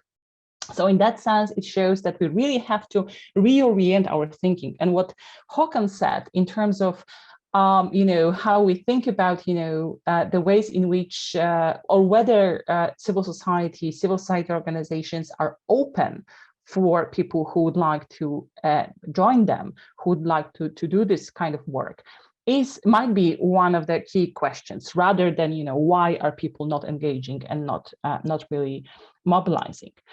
The second issue is that during the last couple of years, we have been talking quite a lot, especially in the context of Poland or Hungary and other countries, that about shrinking civil society space. And I think that it's really important to understand that, well, it is shrinking, but it is mostly shifting. And this is what Karolina has said during our discussion, and it sort of stayed with me, because it is quite clear when you look at the Polish civil society, for example, there is much more money channeled into the third sector. And of course, quite a big portion of this money is channeled into gongos, into socially conservative organizations, into fundamentalist religious organizations. But at the same time, the initial data shows that the programs which were aimed to actually sort of shift this money towards small organizations from rural areas have been quite successful. So this is a very ambiguous picture that we are dealing with. So I guess we need to really sort of make sense of this and see how the forces that are at the same time stifling civil society are supporting some parts of the civil society which has been marginalized before. So in that sense, the question is how to address the inequalities among civil society organizations and the third sector that we have been talking about for quite a long time now, but we haven't been that successful to actually address those inequalities and those processes of marginalization. And of course, another problem is with, as usual, with the definition of civil society. And of course, in literature, there is a lot of discussions around that, but I think that we really have to address this also on the level of practice, because if we look at the Polish civil society, it has been extremely mobilized during the last couple of years. And as I said, during the 2016 and 2020, we have seen incredible mobilization, mass mobilization of people protesting against further restrictions in the right to abortion, but we also saw mobilizations and big protests against, reforms of judiciary, challenges to freedom of the media, and so on. But at the same time, we have been witnessing mobilization of sort of the part of civil society which has not always been seen as civil society. Social conservative organizations, extreme-right organizations, organizations connected to the Catholic Church, and so on. So during the 2019 annual Independence March in Warsaw, there has been 100,000 people on the streets protesting against, social changes, secularization, and so on and so forth. So the question is here really, what are the borders of what we really see as civil society? Do we really include those groups, or do we see them as outsiders? And this has been already mentioned here. Who are the outsiders, and how to address those real differences in terms of ideologies or ideological positions. And that's something that we have been talking quite a lot about in our group, because my experiences with, community work, but also in trying to establish broad networks and broad coalitions, show that ideological differences are real and are important elements. Because, when we talk about building solidarity, we usually assume that if we express our solidarity towards groups which are, for example, economically marginalized, they will in a way respond to that as if they had no ideological position themselves. And they often have, and not necessarily the position that we might agree with. So, and here I would like to sort of give some questions, but also some answers. So in a way, the question is what to do with the liberal civil society, or the conservative civil society, or the uncivil civil society. And I think that one of the answers is to see this sort of broad group as truly heterogeneous, right?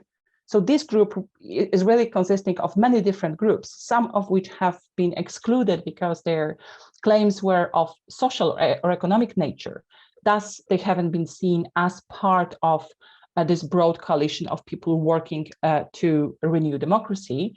Then you'll have socially conservative groups, which felt often marginalized, unheard, and not visible. In a way, they feel that this ideological hegemony have stifled their ability to express themselves. And here probably some elements of debates and inclusion might work. And of course, we will also have, and probably more now than a couple of years ago, clearly fascist groups, which would use violence, which would use scapegoating, victim perpetrator reversal, and so on. And probably, for me at least, this is the border which has to be guarded in a sense, and which has to be addressed. Another question is, how to imagine the ideal model of state-civil society relations? And this, in the times of crisis like this question of addressee, as it has been already asked, becomes really important, because in the Polish context, where the main challenger to liberal civil society is the state, in fact, this issue becomes of vital importance. And then the question becomes, can we imagine civil society that retains some sort of independence, and also weave connections with international community, being embedded in local problems? And I think that organizational forms such as open platforms, such as AVAS or Move On and so on, is one way to address this issue, because this is the organizational form which includes multiplicity of issues. So it invites some kind of, maybe not in the case of Move On, but in case of some other organizations.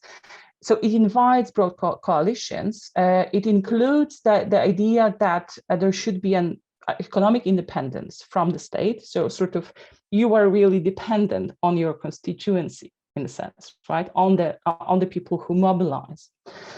And it also heavily relies on internet technologies, which I would say have changed the ways in which people engage. Especially it is visible in the case of young people who are basically functioning not so much according to the logic of collective action, but the logic of connective action. So, they mobilize around certain issue that can be envisioned as those which can they personalize, but they might not be able or willing to engage long-term with one specific organization. And finally, sort of to connect with what Priscilla has started with, the question is, how to build solidarity and cooperation in the world where political polarization is rampant. And as I already said, I think that although the idea of building solidarity is very close to my heart as a researcher, I think that I see much more potential, not so much in stressing, values as much as we need them, but stressing the potential, democratic potential of procedures and strategies, such as, for example, citizen assemblies and panels.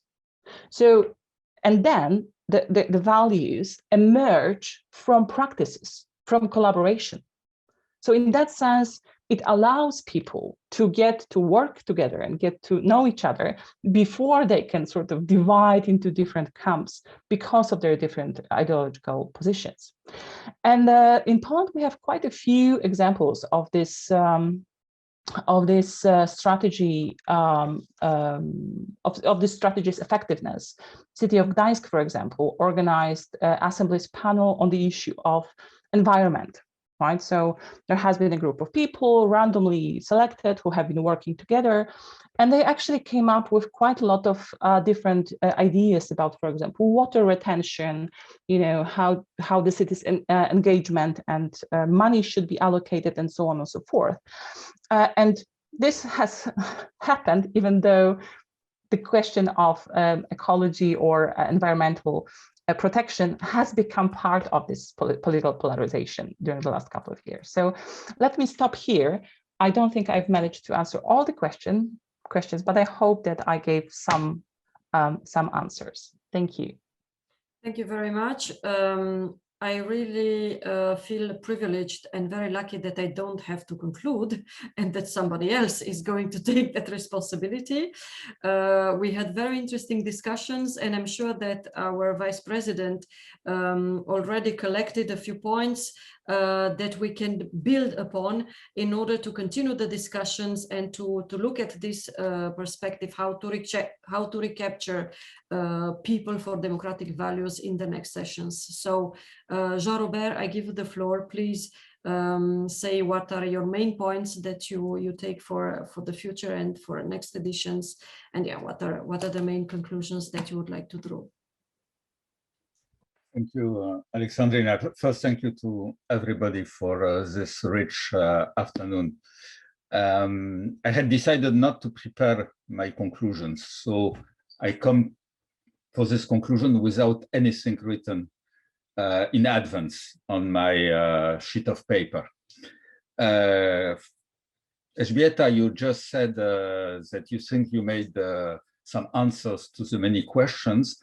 I am very sorry to tell you that when listening to you, I think that you put additional questions to all of us and not only answers, which makes life more complicated, but it's because life is complicated for social activists today, as usually it is. We don't have to complain of the present time. Activists are always acting in challenging times for activism. So we have more to think about the specifics of today. What is striking for me is that we had a lot of important sentences that have been said, which looks in a variety of topic, situation, issues, but which are coherent. And this is something which makes me, in a way, optimist. We know that we live in Europe, even if we have two histories 40 years ago, but for the last 40 years, Europe that in a way has deconstructed in different ways what in society is collective and has put forward what in society is individual and competition between people. 40 years is a long period, and it has to have effects on society. What Priscilla and Donatella told us in the beginning of our session is that even in such a society where we have a lot of defending fights against things we think don't work, against attacks we don't accept, we have a lot of collective mobilizations. And it's a kind of contradiction that, or a kind of question mark for us, this combination of 40 years of wish by the system to destroy what is collective and to enhance what is individual, and the fact that society still think collective. But collective, and I think, Elżbieta, you told it well, how to defend ourselves. There is part of society which thinks that rights are better defended if they are not shared with everybody, and there are people who still think that rights can only be defended and the progress for rights can only be achieved if they are shared by everybody in society. And this fight between the people who think that you can defend rights when everyone don't access them, it's better for you, and the one who think you can defend rights when they are fully collective and universal, is probably something we have yet to deal with in the next period. In our discussion, I liked very much what was said about trust. That trust is an institution who have trust in society, society which has trust in institution. I think that it's very, very important for us to think this issue. Usually I say it another way as an activist. I say when my counterparts are not good enough, my fight is not done in the best conditions. When my counterparts are smart and solid, it's better for me, which is, I think, the same idea. And it will be probably what we will discuss in the next session. The next session of the Academy is about our counterparts.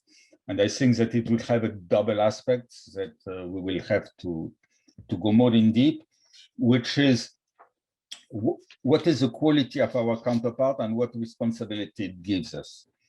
And also, for what has been said, it is the difficulties on our side. Convergence, we always speak about convergence. Theoretically, we know everything about convergence, about fighting together, having shared values which we express in different fields, but we go in the same direction, climate and social, local and global, etc., etc. Theoretically, everything is nice and fine. Practically, we know that it's a challenge. Convergence is a challenge.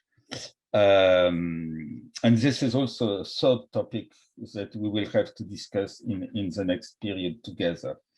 Why I say this? Because what we try to do with the Academy, with you, it is really to map the issues that civic activism is facing. We hope that what you said today, which will enrich the two next sessions,